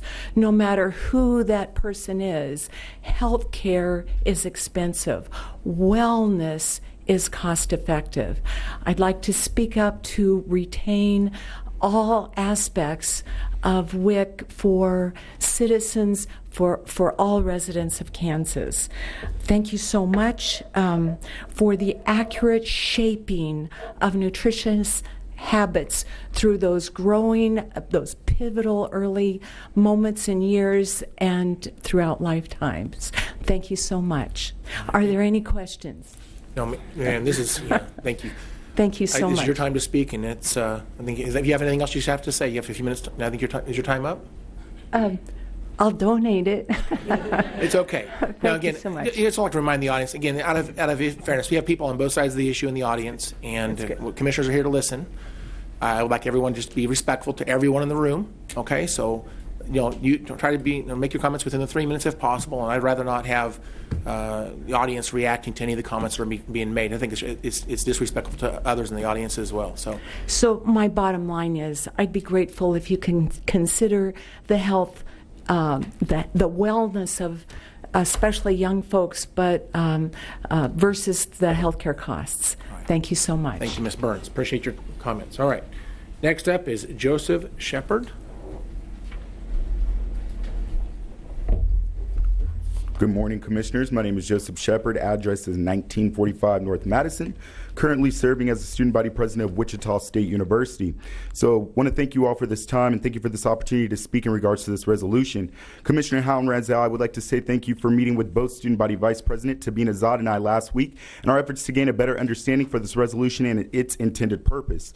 Kansas is home to several undocumented students living here in the state of Kansas. And for a large number of those undocumented students, they can't tell you about their native country because when they came to the United States, they were brought here young by their parents with aspirations to create a better life for them and give them the opportunity to have access to the tools and resources needed in order to live a successful life. In America, we teach our young people that the key to success is education. However, that education comes at a higher cost for undocumented students. For some undocumented students, and most of them, quite frankly, they're ineligible for financial aid in most cases. And these students pay their entire tuition costs out of pocket. Commissioner Roundell, you made a comment in the Wichita Eagle stating, and I quote, "The question is, why are we subsidizing people who are here illegally when they can't even get a job?" However, depending on your definition of undocumented, the truth of the matter is that several of those undocumented students work 2 or 3 jobs just to make ends meet and pay for their college tuition in full. In fact, 1 out of every 3 farm workers in America is an undocumented immigrant. These hardworking individuals pay a higher tax rate than the richest 1.6% of the country. Nevertheless, forcing these undocumented students to pay in-state tuition specifically for Wichita State University would increase their tuition by $6,600. Ultimately, we are not increasing the quality of their education, but we are increasing their financial burden. According to a 2011 study out of Harvard University, nearly half of America's college students drop out before receiving a degree. The number one reason being the cost of college and lack of avenues to receiving funding for a college education. A college education should not result in a debt sentence, but rather we should do everything within our control to progress the future of our nation and equip them with the skills necessary in order to be successful even here in Sedgwick County. The resolution submitted by the county commissioner focuses on removing in-state tuition from undocumented students, and I quote, "in our efforts to stop diverting valuable resources away from the sources of those funds, namely the citizens and legal immigrants who call Sedgwick County home." However, I stand before you today to let you know that that is not the role nor the place of the county commissioner to decide. Immigration is regulated at the federal level, chiefly under the rules established in 1952 with the passage of the Immigration and Nationality Act, better known as the NIA. The U.S. Congress has control over all immigration-related regulations, and we should not interfere with them doing their job. Commissioner Howell, when we met, we talked about family, and you shared with me the importance of family and teaching them responsibility. These undocumented students were brought here to America, to our city, to our county, to our state, because their parents had a responsibility. And that responsibility was to sometimes choose between life and death. And they brought them here to America because they wanted a better life for their children, and they should not have to pay the cost because of their parents' sacrifices made to ultimately have a better life for them. I realize that what I say before you today will go in one ear and out the other for some of you all. And at the end of the day, this motion and resolution may pass 3-2. But I want you to know it won't be because of taxpayers, the rule of law, the concern or safety or security, but because of the lack of compassion that some of us in this room have for the individuals who have made responsibility and were forced to take responsibility to make a choice, the same choice that we would have made if we were put in that same situation. Thank you for your time. Thank you. And next up is Claudia Yeager. I'm probably saying that incorrectly, so please correct my Good morning. My name is Claudia Yau Jaramaro. I live in 6602 East Harris Street. I'm here because I'm undocumented, as I mentioned last time, and although my U.S. citizen son does not require a week anymore, this resolution concerns me a lot. As I can see, it's presented in bad faith. As last time was said, you recognize immigration is a federal issue, but you have requested to dig into deeper to see how you can actually make our lives more miserable. As Mr. Ranzau said, no one is going to die of hunger. And I would like to add, no county is going to go poorer because of U.S. citizen kids of undocumented people receive WIC. This program is not incentivizing no one to come to Kansas. We come here for very different reasons. We all have a story, as I know you do. Last time you said we do not know about your life, about your language's knowledge, and you do not know about our struggles as immigrants, of course. Your concerns about the money invested in education of non-U.S. citizen children and making it harder for them to get a higher education can be very well addressed if you inquire more about the actual situation, specifically in Kansas. And Mr. Howell, you make me feel more comfortable today saying that you really inquire. So that makes me have some faith that you're going to actually do the right thing. So you can read different statistics in different sources. Like I was checking a website called Map the Impact of Immigration Across the Nation, and I will read about Kansas, just a little part of it. Between 2008 and 2018, science, technology, engineering, and math, STEM fields, are projected to play a key role in the U.S. economic growth, adding jobs 73% faster than the rest of the economy. By 2020, Kansas will need to fill 66,850 new STEM jobs. But the state's ability to produce a skilled workforce has lagged behind this growing demand. Immigrants have been helping to close the shortfall in these areas. The partnership of a new American economy and the American Enterprise Institute found that for every 100 foreign-born graduates of a U.S. master's or PhD program who stay in the United States working in a STEM field, 262 jobs are created for Americans. This translates into a huge employment boost for Kansas, a state where in 2010, 15.4% of STEM workers with an advanced degree was a foreigner. Additional, more than 43% of the STEM graduates at the most research-intensive universities are foreign-born, and nearly 4 out of every 5 engineering PhDs are temporary or permanent residents. From 2006 to 2012, immigrant founders of engineering and technology companies employed roughly 560,000 workers and generated an estimated $63 billion in sales. The federal government limits new H-1B temporary work visas for private sector workers at 65,000 per year, and there are only an additional 20,000 new H-1B visas available to individuals with U.S. advanced degrees. This means far more skilled workers are waiting for U.S. visas than can be admitted under current law, and many students who graduate here have no clear path to a stay in America. Fixing this broken system will be critical to ensuring Kansas' continued growth and competitiveness. The situation here is that fixing this problem is not in the county's commissioner's hands. Because like you, I support legal immigration. The reality is that we are already here with no path to citizenship. We have been here for many years. We have learned the language, we attended U.S. schools, and we want to reach the American dream as we were taught and motivated by our teachers. And truth is that DACA recipients, the ones using in-state tuition, have a work permit already and will not need a new visa to fulfill these jobs. Do you know that most immigrants who arrived to Kansas in the 90s? Do you know why specifically Mexicans had to leave Mexico? Are you familiar with the NAFTA agreement signed by President Clinton in 1992? It took effect in 1994. Before then, Mexico was self-sufficient dealing with its agriculture and feeding all families. After NAFTA, USA destroyed Mexico's economy, making it a factory of poor people and increasing violence.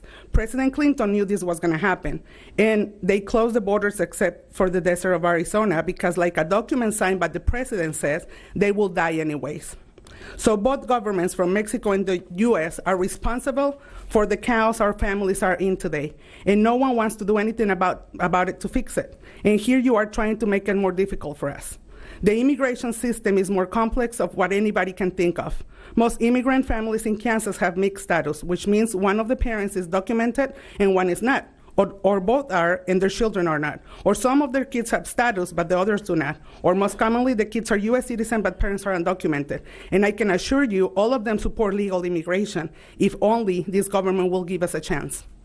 In my family, for example, my dad is a U.S. citizen. My mother is a U.S. resident, which means she holds a green card. 2 of my sisters are U.S. citizens. One has a work permit just like me, and the other one is waiting for a reform. All of us trying to be on a path to a U.S. citizenship. But for a Mexican who is over 21 years old, has to wait between 18 to 20 years to start a path to citizenship, although our petitions from U.S. citizens' family members are already filed. This is the reality. This is our home. This is all we have, and we want to keep our families together. We don't want to leave. We undocumented people contribute to this country, to this city in many ways. We buy houses at very expensive rates. We file taxes. If we have businesses, as many of us do, we pay taxes to the IRS and the state, which is the case of my husband who owns a painting company.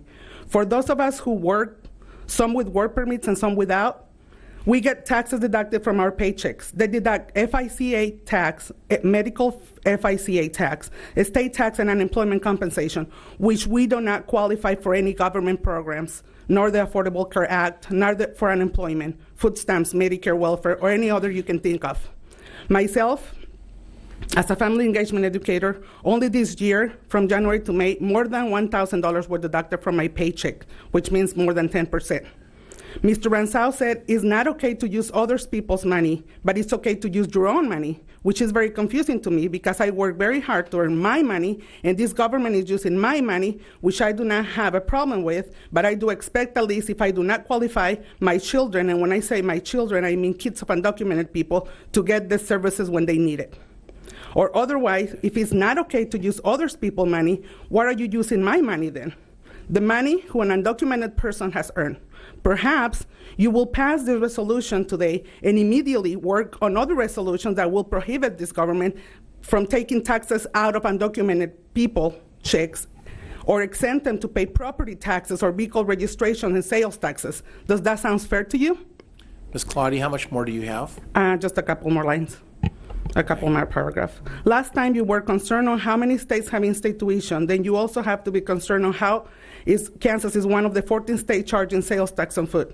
If you drive around Wichita, you will see some of the areas considered low income, and you will find out that immigrants buying houses on those areas work hard and take pride to fix and beautify where they live. And that's a huge contribution as well, since it increases the property taxes in the neighborhood. As you can see, the complexity of the immigration system, the wrong image that you have in your mind about immigrants who also really want a path to citizenship to continue their contributions to this amazing country, I believe is not something that should be changed from this county desk. I want to humbly ask you to dismiss this resolution that does not bring a positive outcome to nobody in this county. We are all part of this pot. We all contribute. And I would like to finish my participation quoting two people I admire. The first one from Nelson Mandela. To deny people their human rights is to challenge their very humanity. And last but not least, I really want you to think on this one and reflect on this one. The time is always right to do what is right, from my dear Martin Luther King Jr. Please follow that. All right. And again, I understand everybody wants to show support. I understand that. Okay. I think that, again, there's diversity in the audience today, and I'd like to, if you don't mind, let's not have applause because it's disrespectful to others with a different opinion. Okay. Listen. Folks, I want to show respect to everyone, and we're trying to do the best we can to hear from everyone. Okay. So again, I think it's important that we hear from everyone, and we want to give them some time to talk to us. And I want to hear from both sides. And again, both sides are in the audience today. So let's do that. Up next is Crystal Magdaleno. And again, let's, if we can, try to say within the time limit if possible. So rather than reading, you might need to summarize or hit some highlights if you can. Thank you so much. Good morning. My name is Crystal Magdaleno, 814 North Chautauqua. I am here this morning because I am pro-life and pro-education. I am a college student at Newman University. In-state tuition is very important to me because it gives intelligent young people the opportunity to go to college. Taking in-state tuition away is not just making a select few students pay more, but it blocks them from college. Without in-state tuition law, these students that have graduated high school here in the state of Kansas will not be able to attend because of the requirements for each student. If in-state tuition is taken away, these students would have to apply as international students, and that requires them to have graduated from a high school outside of the United States. And since they did not, they are barred completely from going and furthering their education. In-state tuition is not a subsidy that these students get, but is one less obstacle so that they can further their education. They pay everything out of pocket. They don't get any federal grants, anything from FAFSA. They work hard for their education. I ask the county commissioners to vote against this resolution that will harm the economics of the community rather than help the community. I especially ask Commissioner Rounzel, as his constituent, to vote against this resolution. Thank you. Thank you. Thank you, Crystal Magdaleno. Next up is Lupe Magdaleno.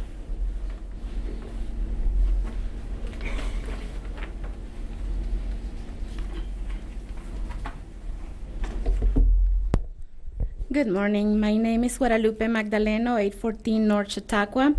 First, I want to thank the members of the Commission Board for taking the time to meet with us.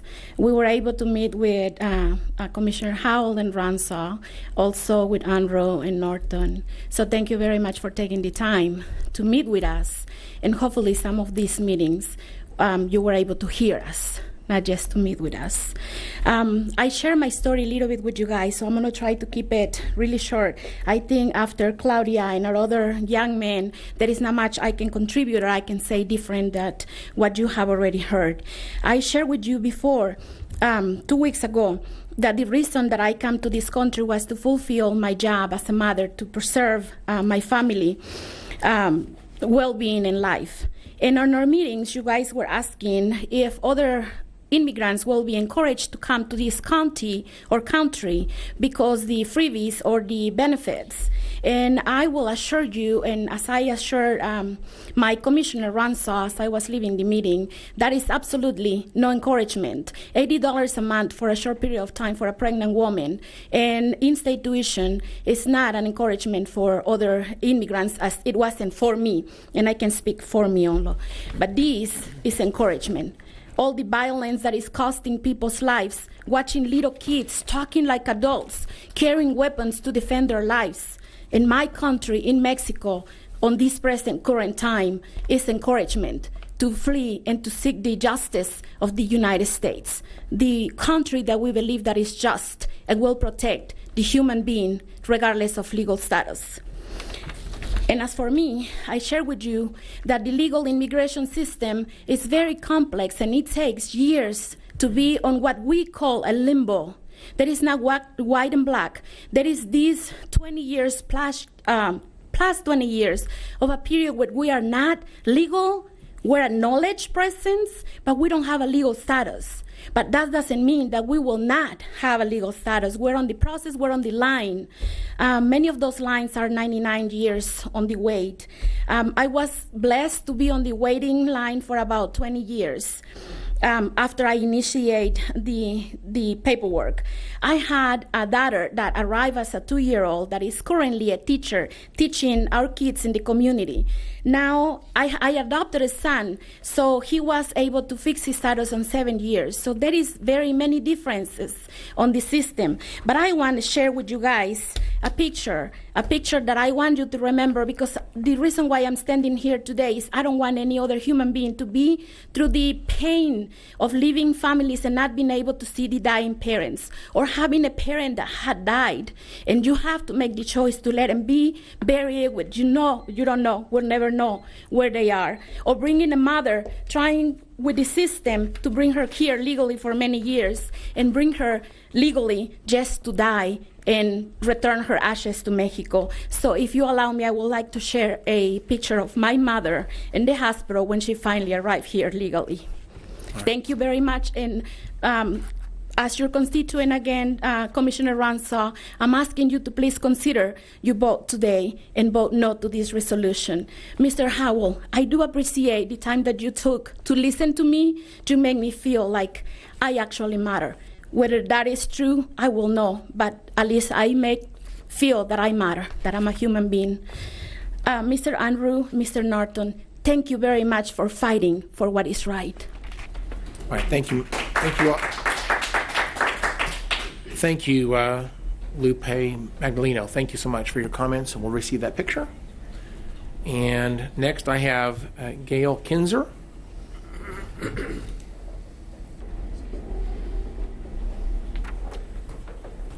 Hello, I'm Gail. I didn't realize I was one of the names on your agenda. I'm not sure how that happened, but thank you.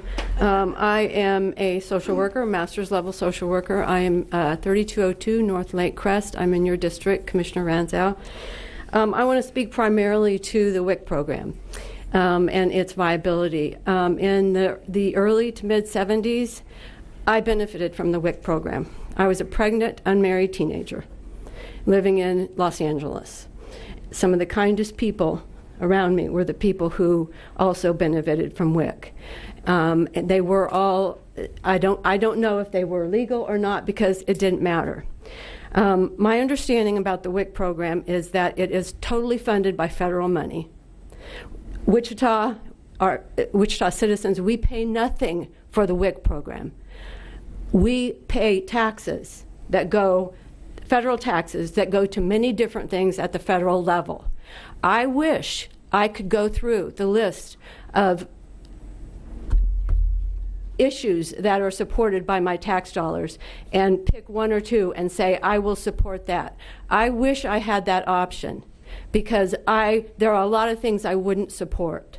But WIC is one of the things that I do support and would support. It has a non-discriminatory statement at the federal level that includes national origin. I'm not sure why we would pick out this one life-sustaining program. And I mean life-sustaining before birth and after birth. I have no clue. I am very confused about that, about why we would do that, and then take money away from it and say, we don't want to spend our tax dollars for that. I'm spending tax dollars for lots of things I don't support already. I don't get that choice. I'm very confused about why we would choose not to support a life-sustaining system that includes anybody, but also citizens that are born from 0 to 5 years old. When they are born and in the United States, they are citizens. Whether their parents are or not, they are. And that's the age range that is included in the WIC program. I would not have made it without the WIC program when I was a 16-year-old single pregnant mother in Los Angeles. My daughter benefited from it. I benefited from it. She grew up. She's successful. I am successful. It didn't hurt me. I never became a burden to any tax system, to our system. I'm a graduate of Wichita State University and the University of Kansas. Thank you for your time. I hope you make the right decision. All right. Thank you, Ms. Kinzer. Next up is someone named Sherman. I can't say your last name because I can't read it.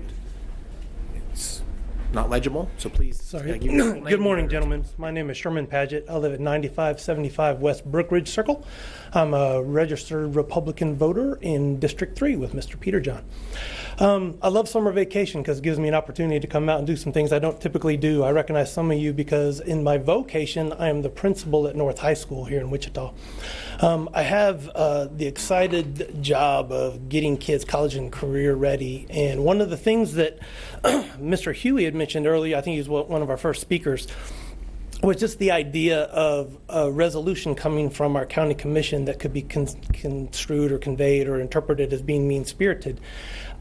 I would more want to go along the lines of what my job instills in kids, and that is hope. We have a number of kids that, in of course the public schools K through 12, we don't require them to show documentation of legal status. We do teach them, and we do teach all comers. And one of the things that we do as we teach them is we try to get students to look forward to their futures and what they can actually achieve with their abilities and their efforts. I think that if the commission, my request, of course, is that the commission vote down the resolution. I believe the resolution will be misinterpreted, and it could hurt the ability for us to really motivate kids. Some of our kids, I don't know that they're undocumented until typically when they're seniors. What happens is you have a student that scores 30, 31 on the ACT. They have 3.8 GPA. You're asking them, what college are you going to go to? And they kind of look down and say, well, I don't think I'm going to go to college. And you're thinking, there's tons of scholarships that you're eligible for. Why wouldn't you go to college? They never, as a principal, they never tell me that the reason would be their undocumented status. They just say, I just think I'm going to start earning money for the family or help the family in different ways. It's really a challenge to try to get kids to recognize that college is their future. And I believe that if we were to take away in-state tuition as an opportunity for kids who don't have the ability to prove documentation, they could lack hope. It'd be another barrier. I think other speakers today have expanded upon a number of issues that they had facts to support. I don't have any facts all I have is my experience, and my experience is that our kids at North that are college and career ready really deserve the opportunity to try to get an affordable, good education from the state of Kansas. Thank you. All right, thank you, Mr. Paget. Next up is Kelly Park.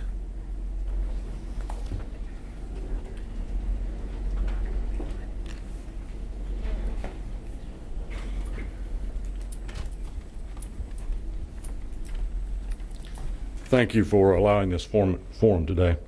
I'm Kelly Parks. I live at 85th and Hoover, West Valley, unincorporated in Sedgwick County. I noticed 2 weeks ago several didn't give their name and address for some reason, so, or at least their address. But anyway, WIC, a good program. When I was on the county commission, you can see my voting record, supported WIC. But I think I'm here to ask you to support and pass this resolution because you have a right and an obligation to have checks and balances, to question taxpayers' expenses on any WIC or any other program that's out there. If there's any child in Sedgwick County that is hungry, we need only to look at those from 2 weeks ago that spoke from the Catholic Church or United Methodist Church. Go knock on their door. You know, if there's somebody out there that is hungry, the churches will step up and do this. So use those as fail-safes on this program. I ask you not to require your employees in WIC or any other programs to speak Spanish. Kathleen Sebelius, who many of these people revere that have spoken today, signed a document when she was governor that said English is official language. She did that for many reasons. One of them is to save a lot of money. I just heard a principal speak from a high school. I know that Valley Center School District, which I live in, spends $200,000 a year on 4 ESL people. That's their wages and benefits altogether. Now, why are we doing this if English is the official language? Let me talk a little bit about sanctuary cities. There are several organizations out there that say that Sedgwick County, Kansas, and Wichita are sanctuary cities. I don't have cable TV. I don't have a dish or anything that will get that, but I have an antenna. And on 26.7 is good national news. If you want good, unfiltered national news, get on 26.7 between 7 o'clock in the evening and 11 o'clock or midnight at night, and you'll see the Newsmax national news. Dennis Michael Lynch. Okay, I heard somebody out here say 105 counties and the leaders and change. Let's step up and be leaders. Let's do something to lead this state as county commissioners. We've a lot of times set back and let somebody else be a leader in the state up in Kansas City or somewhere else. You be the leader and you start this process, and let's get it to discussion. I have a story about payroll about a 31-year-old that claimed he had 13 kids, illegal. Anyway, I will stop. I had a couple more things to say. However, I'm going to obey the law like apparently some of the people that have spoken here today don't. All right, thank you, Mr. Park. Next up is Steve Shelves. I'm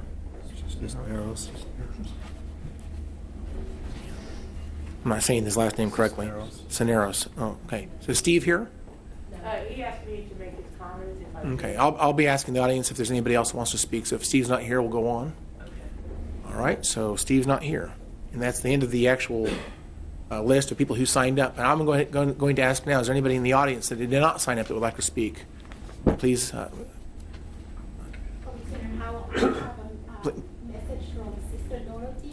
We can't hear you on the microphone. You need to wait just a moment, please. I'm gonna let Janice speak next. Oh. Janice Bradley, please come to the microphone. State your name and address for the record. Thank you. My name is Janice Bradley, and I live at 214 Buckridge in Wichita. So I wanted to go off of what Mr. Huey started out with about this mean-spiritedness, especially from my county commissioner, Representative Mr. Ransow. 2 weeks ago, when you spoke, you said no one is going to starve, in reference to the WIC program, if you remove these benefits. And yeah, that may be true, but there's a long line between starving and dying and the kind of problems that not getting the proper nutrition can lead to, especially with an infant. Babies, if we intervene and, make sure that nutrition is there in the very early stages of life, we set these kids up for future success, brain development. I can't believe that somebody who has medical credentials like you do would even think something like this. It's just beyond me. And you talked about going into this analogy or metaphor of going into people's houses and stealing from them to give to the people who don't have papers. Now, what I want to talk about is this divide that you seem to have in your minds between your taxpayers and undocumented people. Haven't we established now that undocumented people are taxpayers? When you talk about the county commission, the county budget, what is the biggest source of that? We know it's got to be property taxes. And we've talked about how everyone who lives here pays them. Everybody. Even if you rent, the landlord is charging you money to pay his property taxes. So you are paying property taxes to Sedgwick County whether you have papers or not. Do we have this established now? Can we stop saying our taxpayers versus the undocumented? Because the undocumented people pay taxes too. Do we understand that now? Okay. Also, on the in-state tuition issue, Mr. Howell, last 2 weeks ago you made a point about, wow, we found out only 18 states are doing this. Wow, we're in the minority. Maybe we're some kind of outlier or something like this. So what about the issue of the food tax on food? We are only one of 14 states that has a tax on food. So that means there's 36 states that don't tax food. Why don't we pass a resolution to encourage the state legislature to end the food tax? There has been some discussion about this. There has been a bill that's tried to advance. I don't know where it's gone, but can't you put your force behind something like that instead of this divisive policy to separate people from being the taxpayers that they are? Thank you. All right, thank you so much. All right, is there anybody else in the audience that has not spoken that would like to speak to the commission? All right, I see a hand on the back row. Okay, I'll take your sir, why don't you go ahead and come up to the podium and state your, yes sir, yes you. State your name and address for the record. I'm Reverend Michael Poge. I live at 1536 North Park Place. Thank you for the opportunity to speak, and I also want to thank you all for meeting with, over the last 2 weeks, members of the community who are affected by various decisions that you make. So thank you. One thing I would like to address as a retired pastor is that the churches in this city do not have the resources to be a safety net. We can do a little bit, and I worked for 18 years in a church in the near northeast here in Wichita. And every day there was somebody at the office, somebody at the church needing food.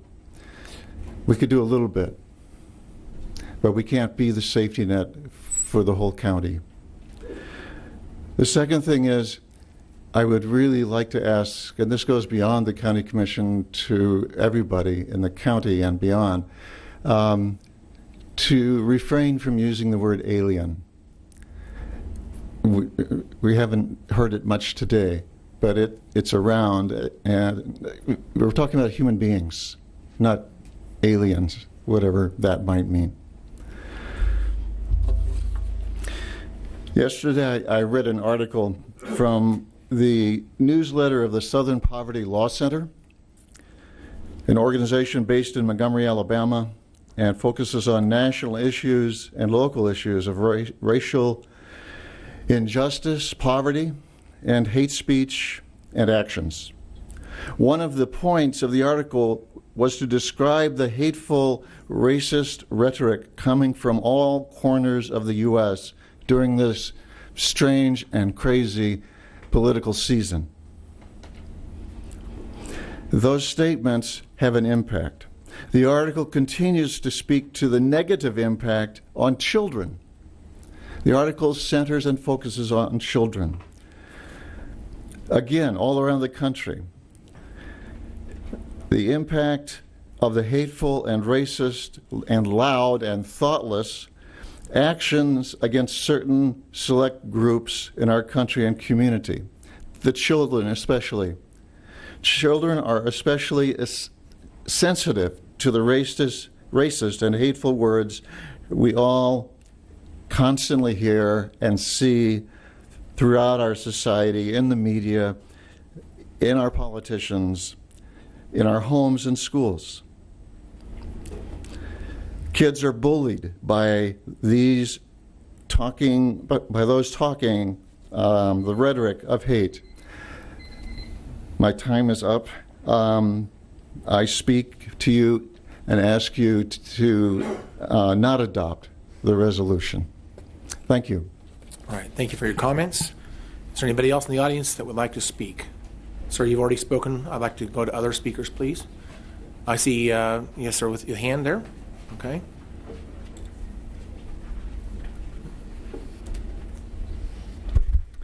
I'm Willard Ebersole. I live at 3012 East Orange Street. I didn't come with a prepared speech, but I listened to a lot of people speak today, and I encourage you to vote according to what you heard. Have us be a community of welcoming people, not a community of hatred and not seeing people as God's people. Thank you. All right, thank you, Mr. Ebersole. Okay, anybody else that has not spoken that would like to speak to the commission? I see a hand in the back. Mr. Chappell. Thank you, Chairman Howell. I want to start by just pointing out what all of us know. There's no free lunch. We have in our country now a major debate going on about how to make the immigration system work. It's broken. My wife is from another country. I know people on the bench up there have children from other countries. And I know that the immigration system is broken in this country. It does not work. It takes forever to try to get any response to any application, any papers that you've sent to get a yes or a no is not something that is easily done. And it's expensive, very expensive. You have to go through a lot of hoops. I have no objection to feeding people. I have a farm background. I love kids. I love folks in this country to be able to have good nutrition, but at what expense? You have a resolution which I've read. It's not hateful. It's asking questions. Those questions need to have answers. You need to be able to get the bureaucrats in Washington and Topeka to start responding. We have a program that the USDA has had in force for many years. It is primarily a subsidy for farmers. If you feed kids in school and you have a WIC program, it provides a way for the milk and the cheese and the grains that the farmers grow to be able to have a market. and the U.S. government doesn't have to pay for storage. That's been in the place for a long time. That doesn't mean that we're against kids. It doesn't mean that those nutrition programs aren't good for children. Of course they are. But the fact is, we are becoming a nation that is broke. You have hospitals all across this county and this state that are having to close their doors because people go in to those hospitals, use the emergency services, don't have any intention of paying, don't have any way to pay, and walk out and leave the bill for somebody else to pick up. We have in our schools now tremendous amount of costs to try to educate kids. In no other country do we allow kids to come from another nation and sit in our classrooms there in France or Russia or China or whatever else they go to. They would not be in those classrooms. They don't speak the language. They don't understand what's being said. But in this country, not only do we not, say you have to first know the language, we feed the kids breakfast, we feed them lunch, we send them home on the weekend with a packed bag of food. That all costs money. Who's paying for all of that? There is no free lunch. And so I encourage you to go ahead and pass this resolution, start asking the questions, get the dialogue going. Let's have some honest dialogue. We've heard very passionate comments today. I respect every person that spoke today. They're friends of mine, many of them. But we have, as a nation, to start speaking up and asking important questions, or we're going to be the ones on the food lines in other countries asking them to feed us. We're not going to be able to continue this as a nation or as a county. So I encourage you, please, do the right thing, make this, go ahead and start this conversation and pass this resolution today. Thank you very much. Thank you, Mr. Chappell. Is there anybody else in the audience that has not spoken that would like to speak this morning? All right, I see one more hand over there. Please come to the podium and state your name and address for the record. Gerald Domitrovic, 1219 George Washington Drive. I just got off of the law business early and came in this matter. This country is supposedly a nation of laws, and yet we've seen over and over where certain laws are ignored because it's politically correct to ignore them. We don't enforce immigration laws. If you try to enforce the immigration laws, the federal government sues you, like in Arizona. A matter of entitlement, and do it for the children, and don't use this name or that name because that's offensive. That divides people. We want to be helpful. We want to be nice. There's a racial component to this about, don't you like to be inundated by Mexicans and South American people? Are you racist? Are you hateful? Well, what we're doing in this country is we're subsidizing our own colonization, we're subsidizing our own suicide, we're subsidizing our own death in this matter. And people who disagree, they're the ones who get attacked. It's not the blacks or homosexuals who are being attacked in the street, it's white activists who are being attacked, despite what the Southern Poverty Law Center might say in this matter. And so this is not a matter of showing that you care about non-whites, showing you care about children. This is a matter of the law. And we are dying. We've watched all this stuff since the 60s. Let's have this program and that program, and things get worse and people get more unhappy. So stand up for the law, even though that offends people. Stand up for the fact that people are not entitled, even their children are not entitled. If a burglar comes to my house and brings his child with him, I'm not obligated to feed that child because the child's hungry or the child needs an education. That is the silliness that is killing, literally killing, this country right now. We've heard the standard stuff from all the people here about being nice and being kind, and don't divide people. No, not unless we're having affirmative action or diversity. Then dividing people is no problem. So I would ask you to support this resolution. None of us can give our true feelings in a minute or two, but don't be intimidated by what Thomas Wolfe called the Mau-Mauing of the people who are intimidated by this stuff or want to show how sympathetic or how compassionate they are with other people's money. This is taxpayers' money. This is the money of the people who, for the benefit of the people who are entitled to be here. And the idea that I come to this country or any country and I go there illegally and then I demand that you give me benefits. And if you don't, you're the bad person. Well, that's all I can say in my time. Thank you.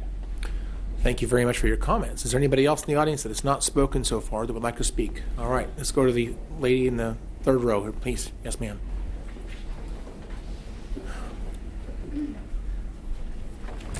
Thank you. My name is Lakshmi Kembampati, and I live at 1422 North Rushwood Circle. I'm a retired teacher, and I have a couple of issues. These children, some of my older students and all that, I have seen them. They grew up here. They didn't know that they were illegal or what. And once they come to the stage of going to the college, here you're trying to discriminate them. And that the discrimination and not giving them the opportunity may turn them into anger, and then you ask questions why all this violence is happening in our society. Maybe one of the reasons is all this discrimination and not treating them fairly. So think about that. It's not the religion, it's not the ethnicity, or it's not from where they have come.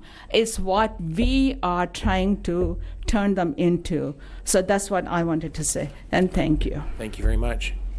For those of you that have not signed up to speak, I would like it if you would go ahead and sign a sheet of paper so we can get your name, spelling correct, and your address correct for the record, because it's hard to understand some of the things people are saying. So I see one more hand in the back row. Please come up to the podium and state your name and address for the record.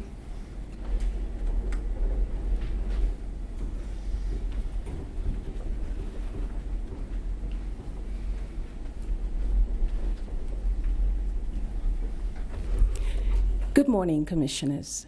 Sandrine Lisk, 700 North Market, Wichita, Kansas, 67214. First of all, I'd like to thank you all for giving us the opportunity to address you this morning on this resolution. And I'd like to thank you all who made the time to listen to members of this community about our objections to this resolution. Again, you represent all the constituents in your district, not the few who may support this resolution. I'll keep this short because I have already presented to at least 2 members of this commission my objections to this resolution, which goes to whether it is lawful and whether it is constitutional. And as of yet, I have not heard from the county's attorney's office whether in fact that analysis was done before this resolution was written up. I will not go into federal law. I'm actually asking this commission and each commissioner who took an oath of office to support the Constitution of the state of Kansas, whether in fact this resolution complies with your constitutional duty to the inhabitants in this county. And I'm very, very certain that there is no objection here that inhabitants means everyone, irrespective of the immigration status of the person. An inhabitant is an inhabitant in Sedgwick County. I direct your attention to Article 7, Section 4 of the Kansas Constitution, which you swore to uphold. Aged and infirmed persons. The respective counties of the state shall provide, as may be prescribed by law, for those inhabitants who by reason of age, infirmity, or other misfortune may have claims upon the aid of society. The state may participate financially in such aid and supervise and control the administration thereof. Now, no one has obligated the state of Kansas to participate in WIC. No one has obligated the state of Kansas to provide in-state tuition to undocumented immigrants. The state chose to do so. Now that the state has chosen to do so, Our Constitution requires you provide that aid to all inhabitants. So there is no place, no room for discussion whereby this commission proposes to discriminate against certain inhabitants. Thank you. All right. Thank you, Ms. Lisk. Is there anybody else in the audience that has not spoken that would like to address the board this morning? All right. Seeing none, I'm going to close public comment. Lupe, you had something you want to say desperately here. It's on behalf of Sister Mary Ellen and Sister Dorothy, if you allow me to. You want to present something from them? Yes, they send me statements. Okay. I don't think we can accept that, ma'am. They need to be here to speak on their own accord. Okay, I'll let them know. Okay, I understand. Appreciate the effort there. But anyway, I'm going to go ahead and close public comment on this agenda item and bring it back to the board. So, commissioners, any comments or questions? Commissioner Ranzau. Thank you, Mr. Chairman. First, I want to make a quick comment on what somebody said about the use of the term alien. There's been someone said something about the use of language last time. Alien simply means foreigner. It's a legal term that's used in the law and regulation. The term alien actually exists in the Kansas Constitution to refer to foreigners. So it's a proper use of the English language. That being said, I don't want to thank everybody for coming here and speaking and sharing their views. I appreciate the time that I had with a variety of people from the community over the last week to speak about this issue as well. I'd also like to say that I feel like with the exception of perhaps a couple speakers towards the end, well, not exactly to the end, but anyway, the couple speakers, I think the tone was much better than last week or 2 weeks ago, and much more respectful of different views of opinion. And I think that's what we're here today is to discuss is different views of opinion. And I do want to say this, in my estimation, has absolutely nothing to do with race, has nothing to do with being unkind or uncompassionate. It's about the rule of law and the sovereignty of our nation. Those are important. Now, in speaking to members from the community that oppose this resolution, it was interesting to see the variety of perspectives that people come from, and there's different views on immigration. There's Mr. Shepard from WSU supports open borders. I don't. So we're going to have to agree to disagree on that. But most of the people who came and spoke to me said they do believe in legal immigration. So if you have a system of legal immigration, you want to do things to incentivize people to use that method. So there's a rule of law you can follow. As a sovereign nation, we want to let immigrants in who will help our society and keep the bad people out. And that's why we have legal immigration. And I think we all support that. But if you allow illegal immigration to have the same benefits of legal immigrants, then there is no incentive to do it the legal way. You are incentivizing illegal immigration. And so that's the problem that a lot of taxpayers have. And why, and I've asked the question of people, how, if you believe in legal immigration, how should illegal immigrants be treated different than legal immigrants? The vast majority of Americans believe that they shouldn't receive taxpayer subsidies in any form. Now, I want to kind of talk about the specifics of what we're doing here today and clarify why we're here today and what has and has not happened and correct some misstatements that some people have made. First of all, this started in October. We asked KDHE to limit participation in WIC. Federal law and regulation authorizes the states to limit participation in WIC.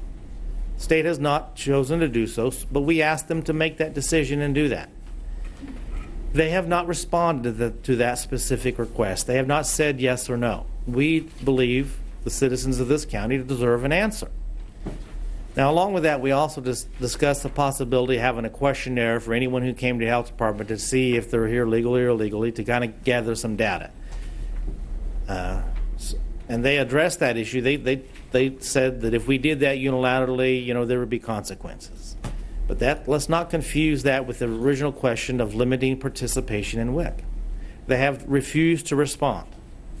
They did indicate to our attorneys that if we did a formal resolution like this, maybe they would do something. For me today, it's about getting a response from the bureaucrats in Topeka. Either say yes or say no. Don't put them off on the feds, just give the taxpayers an answer. And I think that's reasonable to expect that from them. Now, our resolution asks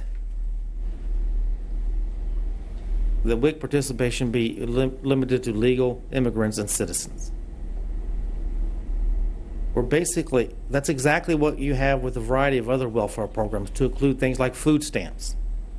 We're asking the same criteria as what we use for food stamps to be used for WIC. Children who are born here in America and are citizens are eligible for food stamps and would continue to be eligible under WIC. So there's some misperceptions out there about what would actually happen if they proceeded. Somebody said, why are we treating WIC differently than any other or in-state tuition? Well, that's a good point, because for most other welfare programs and government aid, you can't get it as an illegal immigrant. So why should you be able to get these things? We're asking for consistency. The constitutionality of this resolution has been challenged, but if it's constitutional and lawful to limit participation in food stamps, why can't you have the exact same criteria for WIC? Now, with reference to illegal immigrants paying taxes, yes, many illegal immigrants do pay taxes, but many do not. There's a large cash economy out there, which we're all aware of, and has been well documented that the cost to the taxpayer far exceeds the taxes paid in by illegal immigrants throughout the country. And law-abiding citizens and taxpayers, to include legal immigrants that I hear from, they've come here legally, and they resent the fact that they did it the right way, but yet they have to pay taxes that in the end ends up subsidizing an unlawful behavior. Now, as I said, as far as I'm concerned, this has nothing to do with race. This is not about being unkind or compassionate. It's about being fair and consistent with respect to requirements for welfare benefits. It's about getting a response from KDHE bureaucrats, and it's about the rule of law and the sovereignty of our nation. Personally, as I stated last year, many of you may or may not know, I actually have a degree in Spanish. I've studied in Mexico. I've worked with a doctor from Puerto Rico my first year as a PA. We flew out to Liberal and Dodge City once or twice a week and took care of immigrants, many of whom were here illegally, in the beef packing plants. And I did so willingly in my own personal life. I've been a translator for Vic Christie and helped people who spoke Spanish and needed help. And I did that willfully, my own time, money, and resources. But I'm here as a county commissioner. I have to decide as a matter of public policy, should we force the taxpayers to subsidize an unlawful behavior? And to me, that answer is no. And I understand that you may disagree, but that doesn't mean I'm racist or I hate Hispanics, I don't like people who speak Spanish or whatever, or I'm not a good Christian. People can agree to disagree and not have to go down that road. At least I would hope. I would hope there would be some tolerance of different views.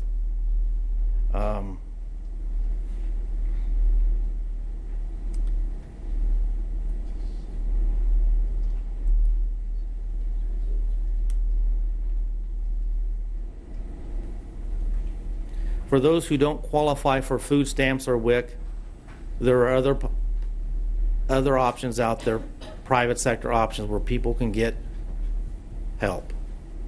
It's disappointing that some have said here today, and others may say it later, that they don't have faith in God and the ability of the church to provide for the poor and needy. As a Christian, I put my faith in God, not the government.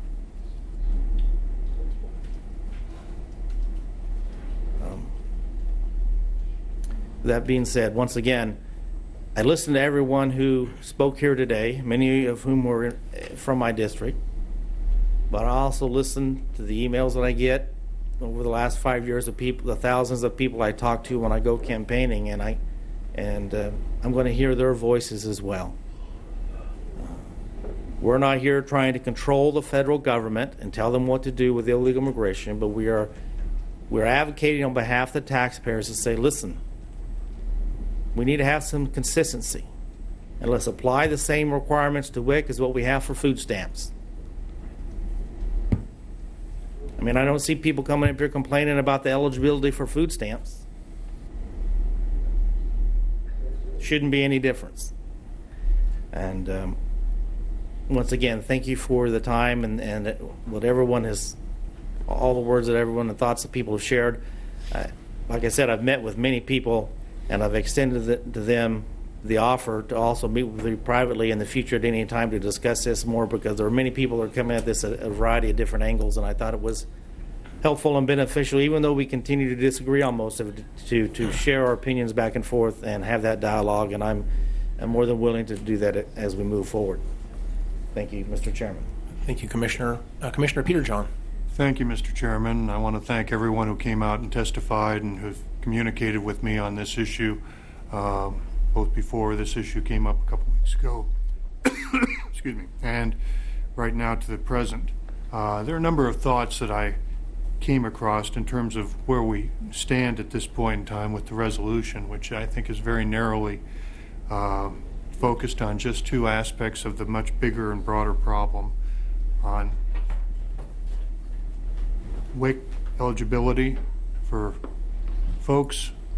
You know, I agree with the comment about that Commissioner Ranzau made on aliens, but I've used the term illegal immigrants most of the time. I know a lot of folks don't like that either, but I'm not politically correct. I'm sorry. Those of you who may want a politically correct county commissioner, well, there's an election coming up and we can get it sorted out. I resent deeply when someone quotes from like the Southern Poverty Law Center, which called Ben Carson a racist. I mean, Dr. Ben Carson, who saved lives, one of the leading pediatric neurosurgeons, and they called him, and he was a brilliant candidate for president. To quote from an organization, what I consider hateful, and to bring in extraneous issues in terms of the language, in terms of discrimination. If anyone's being discriminated against when it comes to student tuition, our fellow American citizens from other states, why would we treat people who are here illegally? I understand having a pathway, but there's penalties, there's consequences for action, and I struggle with the fact that, as alluded to, I have two children who were born overseas. They weren't born as American citizens, but they're American citizens now, and they will be for the rest of their lives. And it's something that I'm very proud of, and they're legal immigrants. It's expensive to be a legal immigrant in this country. It's not inexpensive. Now, the argument has been made, and I think it's a big lie, that, well, the folks who come in here, they're paying. Well, yeah, they are paying, but they're also consuming. I'm going to quote from a 2013 study that's been brought up a couple times from Heritage Foundation, Robert Richter, concerning the costs of illegal immigration. And I'm going to try and provide just a little bit of context here. Quote, poorly educated households, whether immigrant or U.S. born, receive far more in government benefits than they pay in taxes. In contrast to legal immigrants, unlawful immigrants at present do not have access to means-tested welfare, Social Security, or Medicare. This does not mean, however, that they do not receive government benefits and services. Children in unlawful immigrant households receive heavily subsidized public education. Many unlawful immigrants have U.S.-born children. These children are currently eligible for the full range of government welfare and medical benefits. And of course, when unlawful immigrants live in a community, they use roads, parks, sewers, police, and fire protection. these services must expand to cover the added population, or there will be congestion effects that lead to a decline in service quality, unquote. Now, the study, and there's been updates to it, and there's other studies out there, basically indicate that the costs in terms of government benefits and services exceed what is paid in taxes. And I bring this up because we can't continue to be able to, the welfare state is not viable in the long run. And especially if you get in a situation where you have more and more people benefit than those who are working to pay in on net. And the challenge we face today with this resolution, which is so small and so narrow in terms of talking about requesting the state to go to the state to address the WIC eligibility and just asking them to come up with it, is a very, very small detail of a program that's really, compared to a lot of other welfare benefit programs, WIC's a relatively small program compared to others that are out there. In terms of the tuition benefit, I struggle with the fact that we're providing folks with a tremendous benefit right now. I've seen varying numbers, and Kansas Policy Institute, I think, got numbers indicating that the average K through 12 student is getting about $13,500 per year cost for their education. And they've got to do open enrollment. The courts, our federal judiciary, has determined what is and is not appropriate. And just the K through 12 cost is about $175,000. Now, I'm not sure where we stand with immigration at this point in time in the broader picture. The U.S. Supreme Court recently issued a decision that was 4-4 where they affirmed an appellate court decision that basically said the amnesty that the president had gone forward with should not proceed. But since it's a 4-4 decision, we've got a vacancy on the court, and the president has basically said, well, I've declared amnesty and opened the doors. We are, I think, on very soft legal ground. The rule of law is in trouble in this country in ways that I can't imagine just a few years ago that we'd be there. But for the folks here who have violated American law to be here, or family members brought them here as part of this, if they were young children, we're in a challenging environment that we cannot continue. I want to touch upon one thing. A comment was made that I don't, the commissioners up here, and I think they were talking of me, don't speak Spanish. Well, I studied German and French. I'm a commissioner with international business experience in the Far East. I do speak, probably my second best language is Russian. I speak a little Japanese too, but I resent the implication that's been stated that if I'm not fluent in Spanish or even able to speak more than un poco, this is supposed to be a problem for me in terms of where we stand going forward. I have some other thoughts, but I'll throw out a couple of others. It was mentioned, and I've seen additional reports, we have 500,000 people a year who come into this country absolutely legally and overstay their visas. Now, what they are at that point, I'm not sure. The politically correct word, undocumented individual, I guess, undocumented inhabitant. Well, I have a simpler word for it. They're a lawbreaker. We have laws for a reason. If the laws need to be changed, appropriate level of government needs to act.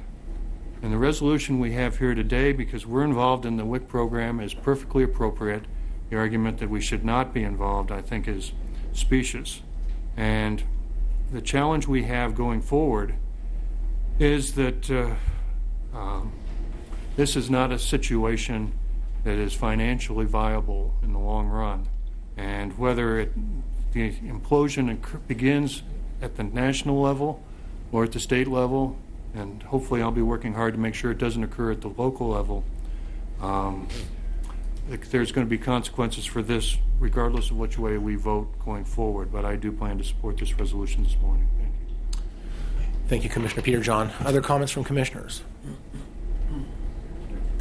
Commissioner Unruh. Thank you, Mr. Chairman.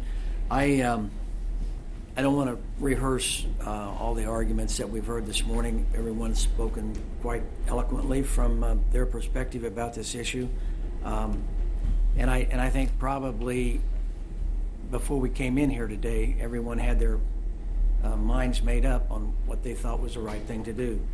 We have spent, as you all know, lots and lots of man hours on this, and I think that there are things that are more appropriate for county commissioners, at least as a commission, to spend our time on than this particular issue. I think that individual commissioners, if they feel strongly about it and they want to lobby our state legislature and the governor about a particular issue, I'm very supportive of their right to do that, and I wish they would have chosen that attitude rather than make this an issue for the county commission as a whole in our official capacity as commissioners. I was asked today by one of my colleagues, do you really think that your constituents in your district support the WIC program and support youngsters, young people getting an education in in-state tuition? Not the exact words, I don't remember the exact words, and my response was, truly and sincerely, I believe the majority of my constituents want to have healthy babies in our community. They want to support pregnant mothers that need this very minute amount of support. I think the amount that was spoken of in the testimony today and last week was it's an $80 per month amount for to try to help young babies and mothers who need that support, who live in our community. I mean, they are here and they are among us. They are our neighbors, and if we have the resources at our disposal and a program that's been established for I don't know how many years,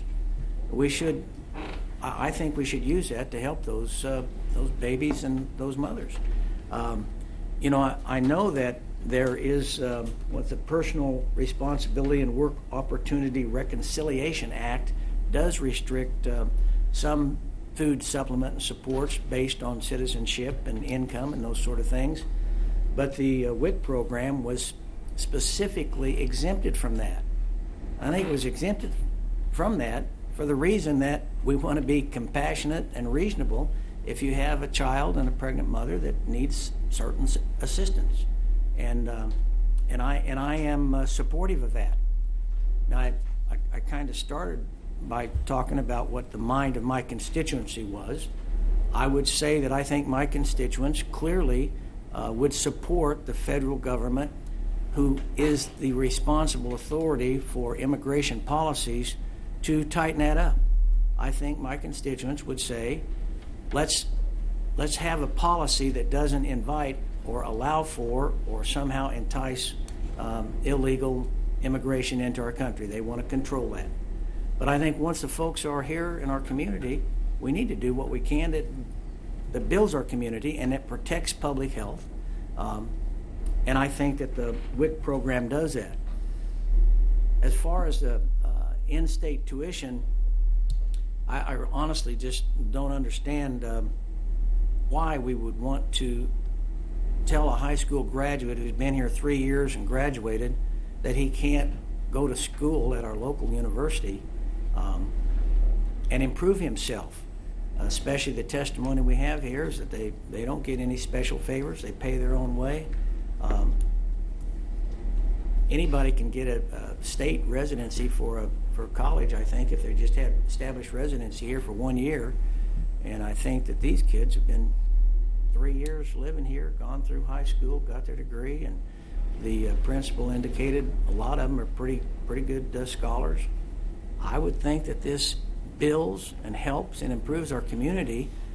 You know, I don't want to give them free tuition. I had to figure out a way for me to go to school and pay for my kids, and my grandkids are paying. I mean, I'm not advocating that, but it is reasonable for us to allow these kids, if they want to pay their way, to go to college.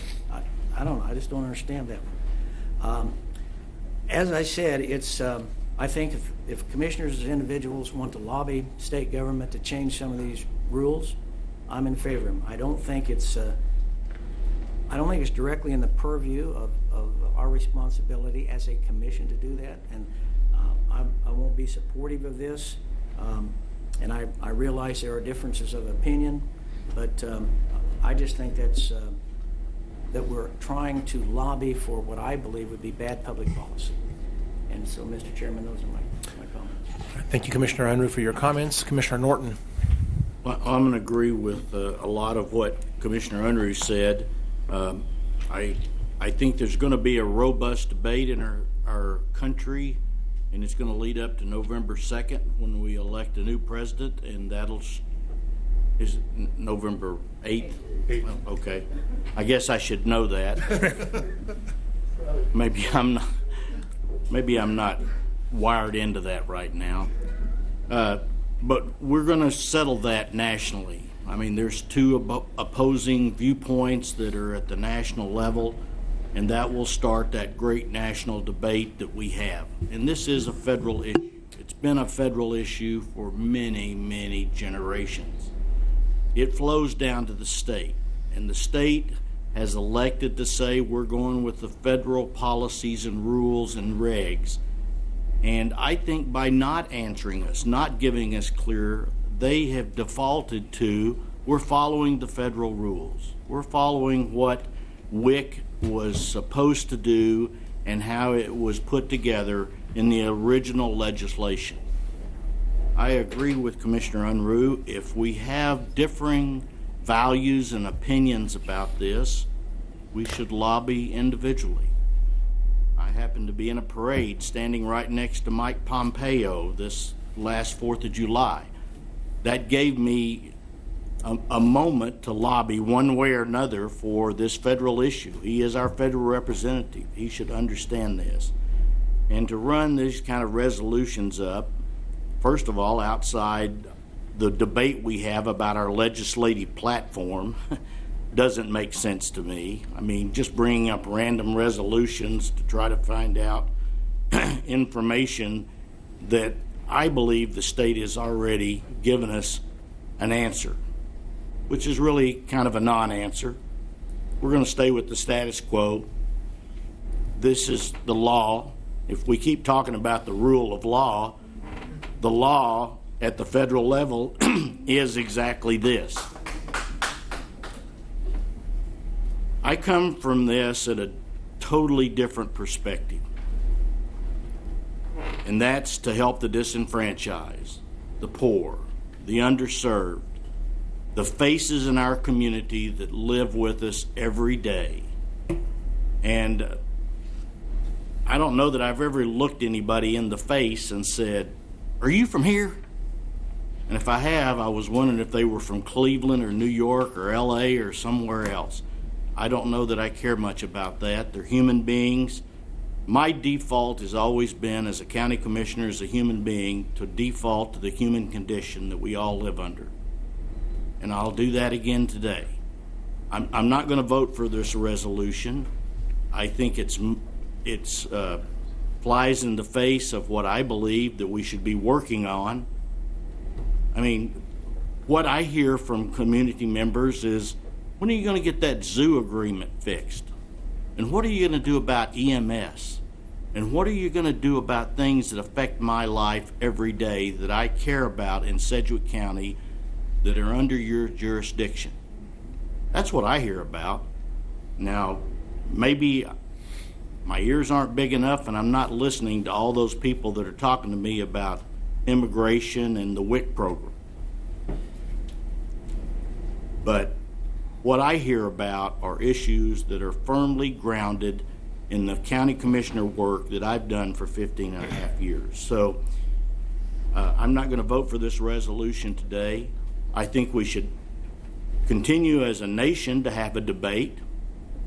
You know, we have always been very open and caring to the disenfranchised.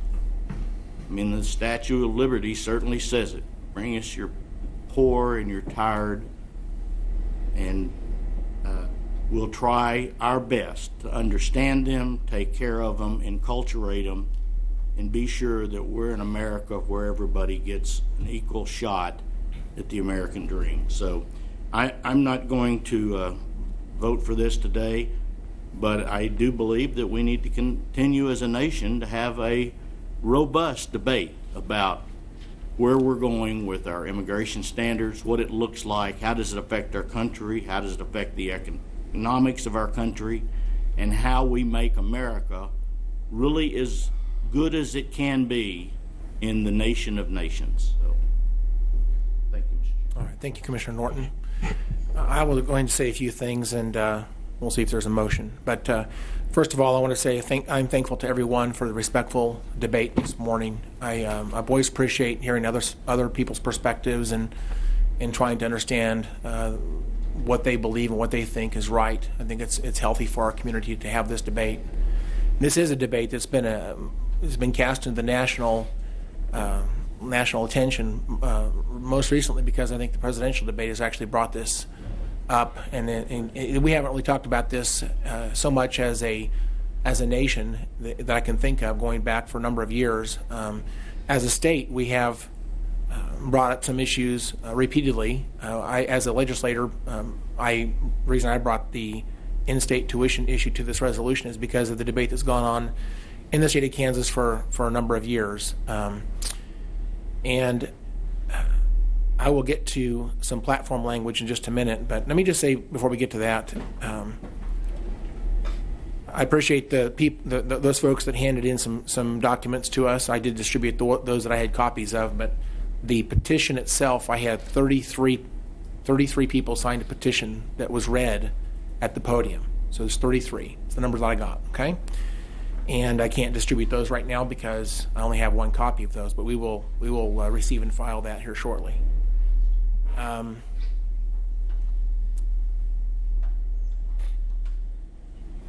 I appreciate what Commissioner Norton said about the rule of law, but I guess I see it differently. Someone said the immigration in this country is broken, and I think that's what is so frustrating. For those that are trying to immigrate and want to do it legally, lawfully, and for those that are already here, and of course, Native Americans, I think, are frustrated that the immigration program in this country is broken. I think we would all agree on that. And as I talked to people who met with me over the 8 hours, that was one of the comments that was made, and I think everybody agreed that our immigration system is not what it needs to be. It should not take 20 years for someone to immigrate to this country. I do have a not a close family member, but someone in my family, I consider my family, who was able to get legal citizenship just 2 weeks ago, and it took her 7 years. And although that may seem like a long time, it's not 20 years. So I'm glad for her, and we love her, and very proud of her for finally getting that complete. We will obviously follow the rule of law, as Commissioner Norton said. Whatever the law is, we're going to follow. This is immigration, and the way that WIC is done in Sedgwick County is not for us to decide. It's for KDHE and for the federal government to make those choices. And whatever the rule of law is, as defined by them, we will follow in Sedgwick County. And so we're not advocating for something that's not following the rule of law with respect to how Sedgwick County does its policies and procedures. I did talk with Wichita State University Government Affairs yesterday, and they made the very same point. Whatever the rule of law is for Kansas and how that in-state tuition is defined by state policy, they're going to follow the rule of law as well. Right now, they have 55 students this year that are using the 2004 provisions. Okay, so just put that in perspective. I heard someone say 25 2 weeks ago, and I heard someone else say 200. The actual number is 55. I want to look at the actual resolution language because I think it's important. I asked our counselor to speak to an issue, and he did. Whether we should change this language because I think there's a new situation since President Obama signed by executive order the authorization of the DACA and DAPA documents. But the resolution says Sedgwick County requests that the Kansas legislature pass legislation amending KSA 76731A to remove any provisions allowing persons without lawful immigration status to receive the benefit of in-state tuition. My question was, one of the points I made a couple of weeks ago is someone could, before the executive order, before they actually had the employment cards that I have seen, the 2004 law was passed. It's conceivable that somebody would have graduated from Wichita State University that would not have the ability to get a job at Spirit Aerosystems because they don't have a way at that time to pass an I-9 form. But let me just point out something here. The I-9 form, I apologize for bringing this up now, but the I-9 form, one of the documents that's acceptable is called an employment authorization document that contains a photograph, Form I-766. And one of the students that came and spoke to us said that all the students he's aware of that are using the 2004 provisions actually have this card. And so with this card, you can also get a Kansas driver's license if you want to. And when you graduate, you can apply to get a job at Spirit Aerosystems. So this card is a federally issued document with a picture on it. It gives them, and the word he used was lawful presence. And I think Lupe Magdaleno made the point that this is limbo because you can't use the word lawful. You can't use the word legal, but using the word lawful presence, I think, was a term that seems to be acceptable, but the word legal resident is not. And so it's strange. It's strange to try to talk your way around this issue because the terms that you use are criticized by people on either side of the issue. But it's interesting to me that there's folks that get this document. It's called the Employment Authorization Document that contains a photograph from the Department of Homeland Security. And this is because of the executive order that President Obama signed 3 years ago. And so between the DACA and the DAPA cards that are issued, I'm going to just guesstimate roughly half of the 11 million illegal immigrants in this country potentially have that card. And so they're able to, again, if they want to get a driver's license and they can pass the tests and stuff, they can drive and not be in fear of being pulled over. We get pulled over, whether they're going to be apprehended and sent out of the country. This card gives them a lawful presence, according to what I've learned. Now, it is, so again, thinking about that, going back to the resolution, Sedgwick County requests the Kansas legislature pass legislation amending this statute to remove any provisions allowing persons without lawful immigration status to receive the benefit of in-state tuition. My question was, now considering this card exists in our community and people have this card that can get a job and can get a driver's license, perhaps the language in the statute should be amended. Do I need to change the resolution to make that point? And I don't think I do. I don't need to write the bill this morning. I don't need to provide the mature language that the legislature ultimately would debate and pass into law. The point of the matter is that illegal immigrants, if they don't have that card, can't get a driver's license and they can't get a job at Spirit Aerosystems. The card makes the difference. So perhaps the language is outdated and needs to be amended by the legislature. Nevertheless, the language in the resolution, I think, makes that clear. It does not need to be amended to make that clear. We can work with the legislators and let them know that 3 years ago that the president did something that creates this other status.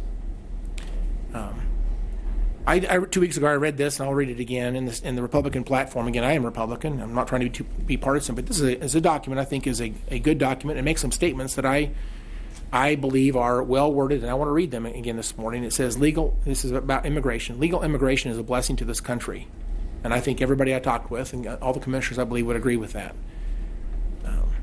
You can speak for yourselves if you disagree, but I believe that's a widely accepted comment that legal immigration is a blessing to this country, and with the promise of America, a blessing to all. Preserving that promise for future generations requires that we protect the sovereignty of our country and secure our borders. Illegal immigration is not compatible with this goal. Immigration and citizenship, with all of its privileges, executed pursuant to the law, are an essential component of that promise. It is therefore the duty of all who seek that promise of America to respect the laws of our land. Going on down, it says unchecked illegal immigration is unacceptable with the state of Kansas. And then finally it says incentive programs to entice illegal immigrants to Kansas must be terminated. These programs include issuing driver's licenses to illegal immigrants and the granting of in-state tuition to colleges and universities to illegal immigrants. That's in the state's party platform, and maybe that needs to be adjusted as well. But that's what it says, and I guarantee you there was a lot of debate.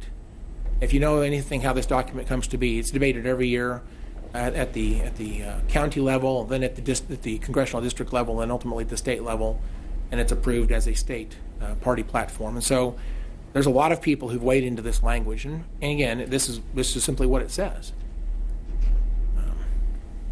And those are the comments that spurred the desire to put that clause into the resolution.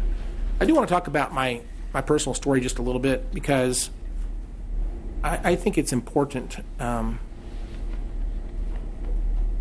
this debate. I guess I just want to share my personal story a little bit. You know, my parents had a difficult marriage, and when my parents were 12, when I was 12 years, my parents divorced. I came from a home that had what I would classify as neglect and domestic abuse. There was some violence in the home, and it was necessary that my parents divorced. And I understand that today, and I look back with sorrow, as many children do these days, at the parents that split up. And it's a sad story, but sometimes that's the best you can do. And my situation after that was, again, back then the laws weren't in place to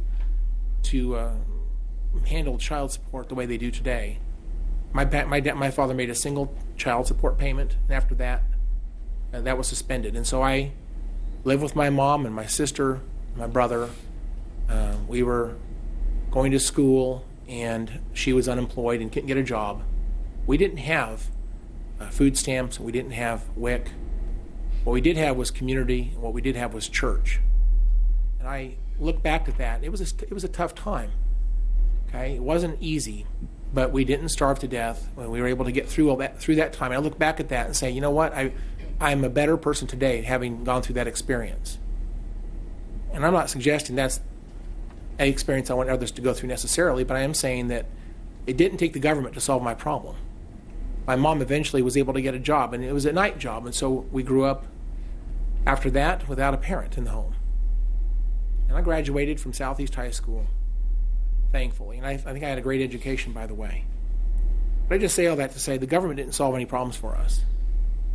We were able to get through that thanks to the community and to the church and my neighbors that got involved in our lives personally. One thing about the biggest advocates for not dealing with immigration are people who depend on cheap labor. I think that's very unfortunate that there are industries in the state of Kansas that will argue that if you don't have illegal immigration to fill these jobs, that we won't be able to afford meat and we won't have any bread because we can't grow crops or raise cattle without illegal immigration and cheap labor. I think that's a mistake. It's not true, and I disregard that. I reject that idea completely. I don't think that's right, and that's not a reason not to address the issue of illegal immigration. Now, why are we doing this today? I think Commissioner Ranza already has said, but the state of Kansas has responded to us and said if we want them to answer the question, we need to pass a resolution formally. So that's all this is. It is not a binding resolution. It doesn't actually change any law. It simply lets the state know we want them to get serious. And up to this point, they have not done so. They can answer the question. Whatever they choose is what we will do here in Sedgwick County. We're not going to do anything on our own. One of the folks I talked with in the last couple weeks said they don't believe that illegal immigration is a big topic in Sedgwick County, that we're not consuming huge amounts of resources on this population. But again, we don't know the answer to that question because we can't ask the question. We don't know who our clients are, who the folks are that we're trying to help. We don't know who they are. We're not allowed to ask. That was the initial discussion that got this resolution moving forward, and the state has not done a good job responding to our requests. They've been disrespectful, I think, to Sedgwick County. We actually asked a formal request to them to answer a question, and they've not responded to our request to simply answer the question. So that's all this is. It's non-binding. It simply asks the state to consider these positions. With respect to the idea that this is a small thing for Sedgwick County, that the majority of people believe that status quo is where we ought to be. And again, I'll reflect on my 2010 race where I knocked on thousands and thousands and thousands of doors because Senate Bill 1070 in Arizona was a hot topic in the day. And the number 2 topic that came up at the doors naturally, I didn't push this issue, but people always, just about always, I mean, it almost, the topic came up naturally. Most of the doors was education funding, and second to that was the issue of illegal immigration. What are you going to do as my representative to deal with this issue? And we've been called a sanctuary county. One of the speakers made that point this morning. The reality is, what are we going to do? Or do we have a position? And I think that this resolution makes that very clear, that this is not within our powers to fix this, but we are going to ask the state formally to take some positions, at least answer the questions. That's all this is. But I will tell you that my district has made an impact on me, that they strongly believe this is an issue that needs to be fixed by our government at whatever level. And as a representative of my district, this is important to the people that I represent. Not everyone agrees. There's always diversity of thought. I can't represent 100% of the people with the same opinion because everybody disagrees with each other. But I can tell you the majority opinion in my district is very clear to me. All right. That's enough. Commissioner Ranzo. Thank you, Mr. Chairman. Mr. Chairman, I want to make a motion that we receive and file all comments that were made here today, as well as adopt the resolution. And I want to issue a challenge to the bureaucrats in Topeka. No more stonewalling. It's time to respond. The people in Sedgwick County deserve a response from a request issued by their representatives. I share Commissioner Howell's viewpoint that it's been very disrespectful for them to not respond to our request. No cop-outs, no passing the buck to the federal government. We're asking you to do something that is allowable under the law. Yes or no, that's fine. But I believe the public deserves a response. I believe the bureaucrats in Topeka have a duty to respond in a public and forthright manner. And that's why I will be supporting this resolution today. Thank you, Mr. Chairman. Thank you, Commissioner Unruh. Thank you, Mr. Chairman. I just want to respond that we're just asking for an opinion from the state legislature. This resolution that's in front of us says that we are asking for legislation that would remove any provisions allowing persons without lawful immigration status to receive benefit of in-state tuition. We're asking for a law that, I mean, we're not just asking for opinion, we're asking for a law. Secondly, we're asking the KDHA to change its operating procedures to exclude non-qualified aliens from the WIC program. And we are asking the governor to instruct his executive authority, under his executive authority, that KDHE submit a change in its operating procedures to exclude non-qualified aliens from the WIC program under the approval of the United States Department of Agriculture. So this is just not a request for opinion. We're asking for change in the law and the procedure and the way we do things. And as I said before, if the commissioners want to do that on their own, I think it's fine. I'm not going to support this as a BOCC action because I think that it clearly illustrates our position on public policy and how we deal with citizens in our community. I think it illustrates, as a commission, our personality and our character, and I disapprove of it, and I'll vote no. All right, thank you, Commissioner. Commissioner Peter John. Thank you, Mr. Chairman. I appreciated the comments of Commissioner Ranzo in terms of throwing the ball back into the court up in Topeka. I could go into more details how this impacts other areas of county government, but on the benefit of time and other purposes, I will not do so. But just wanted to get that on the record. Thank you. All right, Commissioner Ranzo.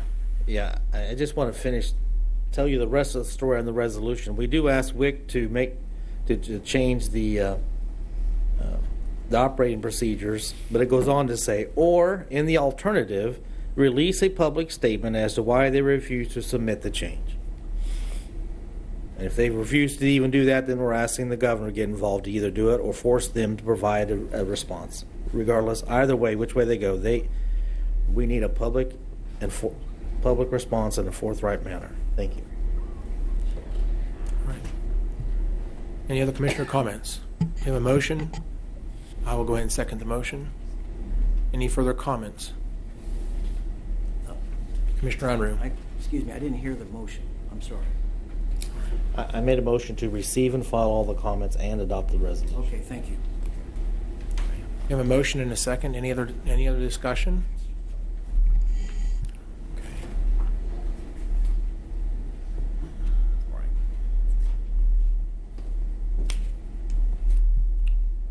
All right. Seeing no other comments, Madam Clerk, please call the vote. Commissioner Unruh? No. Commissioner Norton? No. Commissioner Peterjohn? Aye. Commissioner Ranzau? Aye. Chairman Howell? Aye. All right. Motion passes 3-2. Commissioners, we have a little bit of work to do still on the agenda. I would like to go ahead and recess for 10 minutes.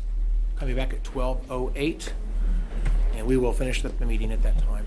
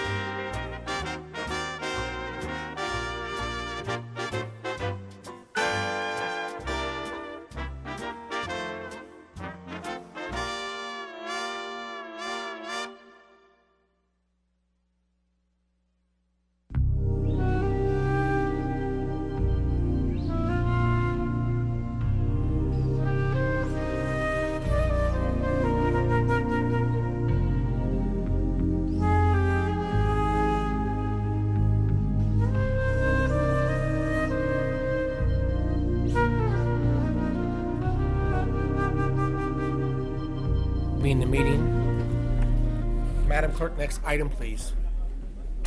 Consent agenda. Mr. Chairman, Mike STOLZ, County Manager. Recommend you approve consent agenda items Juliet through uniform. So moved. Second. We have a motion and a second. Any discussion? Seeing none, Madam Clerk, please call the vote. Commissioner Unruh. Aye. Commissioner Norton. Aye. Commissioner Peterjohn. Aye. Commissioner Ranzau. Aye. Chairman Howell. Aye. Okay. I think at this time I'm going to go ahead and recess the regular meeting of the Board of County Commissioners and call to order the governing body of Fire District Number 1 for the date of July the 6th, 2016. Madam Clerk, first item, please. Roll call.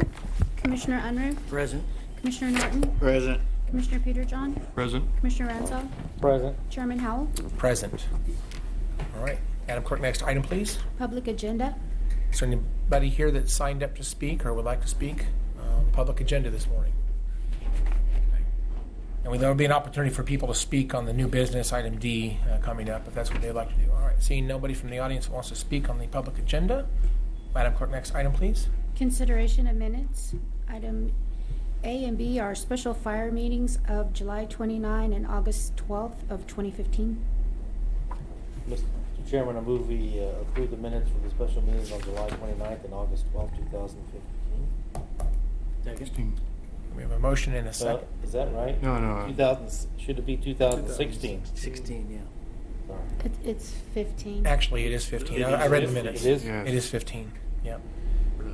You show some old meetings that never got Okay, 2015. Yeah. And I read those minutes, and there were some corrections made. There were some mistakes, and so they've got them all cleaned up, ready for our adoption. So we have a motion to adopt A and B, and we have a second. Any discussion? All right. Seeing none, Madam Clerk, please call the vote. Commissioner Unruh. Aye. Commissioner Norton. Aye. Commissioner Peterjohn. Aye. Commissioner Ranzau. Aye. Chairman Howell. Aye. All right, Madam Clerk, next item, please. Donations. Item C. Acceptance of a donation from Air Products and Chemicals. Good afternoon, Commissioners. Larry Tangney, Deputy Chief of Sedgwick County Fire District Number 1. Again, Air Products and Chemicals, located at 6601 South Ridge Road, approximately 3.5 miles west of Hayesville, has generously donated $5,000 again to our R&D fund for training and safety purposes. Would like to recommend you accept this donation and send a letter of appreciation to Air Products. So moved. Second.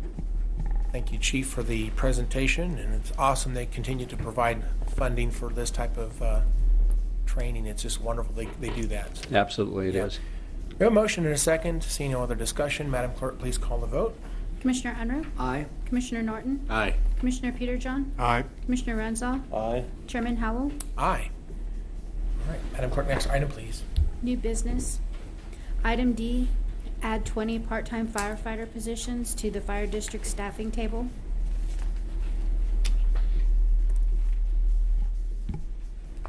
Good morning, Commissioners. Dan Wagner, Fire Marshal, Sedgwick County Fire District Number 1. What we're asking at this time is to increase our staffing table to allow us 20 part-time positions for the fire district. All right. Thank you. Thank you, Chief. I would like to go to the public comment, if that's okay. All right, so I'd like to open this up to the audience. Is there anybody in the audience who would like to speak on this agenda item? Okay. Seeing none, I'll close public comment. Commissioners, what's the will of the board? Mr. Chairman, I move we take the recommended action. Second. We have a motion and a second. Is there any other discussion? Okay, seeing none. Madam Clerk, please call the vote. Commissioner Unruh. Aye. Commissioner Norton. Aye. Commissioner Peterjohn. Aye. Commissioner Ranzau. Aye. Chairman Howell. Aye. All right, I don't think we have any other business in the Fire District Number 1, so I will therefore adjourn the meeting of the governing body of Fire District Number 1 and call back to order the regular business meeting of the Board of Sedgwick County Commissioners. And Madam Clerk, next item, please. Legislative issues. Commissioners, is there any legislative issues this morning? I don't see any counselors here either, so. Okay. Are there any legislative issues? No. Okay. Mr. Chairman, we do have an executive session. Yes, we do that. Okay. All right. So seeing no legislative issues this morning, I would like to go ahead and, Madam Clerk, next item, please. Other? Commissioners, any comments for other? Commissioner Peterjohn. Well, I'd be remiss. Unfortunately, it's a little bit late, but starting tonight, the Sedgwick County Fair kicks off in Cheney, Kansas, and they're going to have a parade. And for the next through Saturday, they're going to have quite a community festival. And I want to wish them all the best in terms of doing this. I think that's Sedgwick County Fair it's been moved up this year. Normally, it's a little bit later on the in the year, but this year it's now become it's going to be coming up this weekend and second weekend in July. So I urge everyone who has an interest in having a good time, see you at the fair. I'd also be remiss, I haven't brought this up in a while, but I do want to bring it up. Population, or jail population, we had a total of 1,417 folks in the Sedgwick County Jail in the Sheriff's custody this morning, with 93 in work release, 179 out of county, and 1,145 in the main facility count. And I mention this because we are continuing to have a challenge with the fact that the latest figure I've seen, we still have over 100 convicted felons serving sentences for, I think, primarily felony DUIs and also for bad checks. But that's a number that I used to provide. And also, I'd be remiss if I didn't mention July 6th is an important day in American history. Before we had the Constitution and the U.S. Congress, we had Articles of Confederation. And on July 6th, 1785, a very important event occurred, and some of us have evidence of it in our pockets or purses. 1785, on July 6th, the Congress at that point created the U.S. dollar. So I wanted to just get that on the record. Thank you, Mr. Chairman. All right. Thank you, Commissioner. Any other comments for other? All right. Seeing none. Madam Clerk, I think we have an executive session next. Okay. Executive session. All right, very good. Commissioner Ranzau? Mr. Chairman, I move that the Board of County Commissioners recess in the executive session for 30 minutes to consider consultation with an attorney for this commission, which would be deemed privileged in the attorney-client relationship, and that the Board of County Commissioners return to this room from executive session no sooner than 12:47. The executive session is required to protect the county's financial interests and right to the confidentiality of its negotiating position. All right, second that motion. Any discussion? See none, Madam Clerk, please call the Commissioner vote. Unruh? Aye. Commissioner Norton? Aye. Commissioner Peterjohn? Aye. Commissioner Ranzau? Aye. Chairman Howell? Aye. We're recessed until 12:47.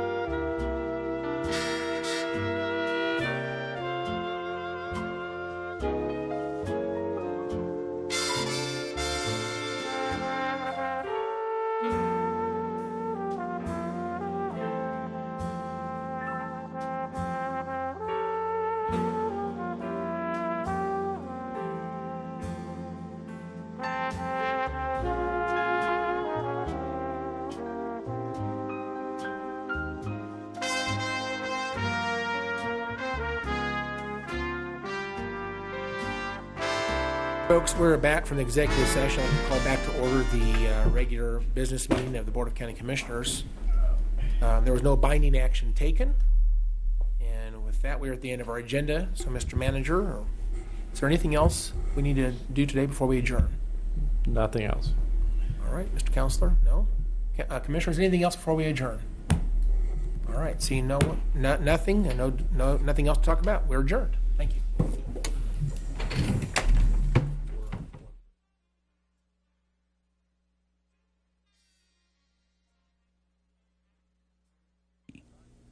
Production and broadcast costs for Sedgwick County Commission meetings have been underwritten by Sedgwick County. KPTS welcomes comments from the public on its broadcast of the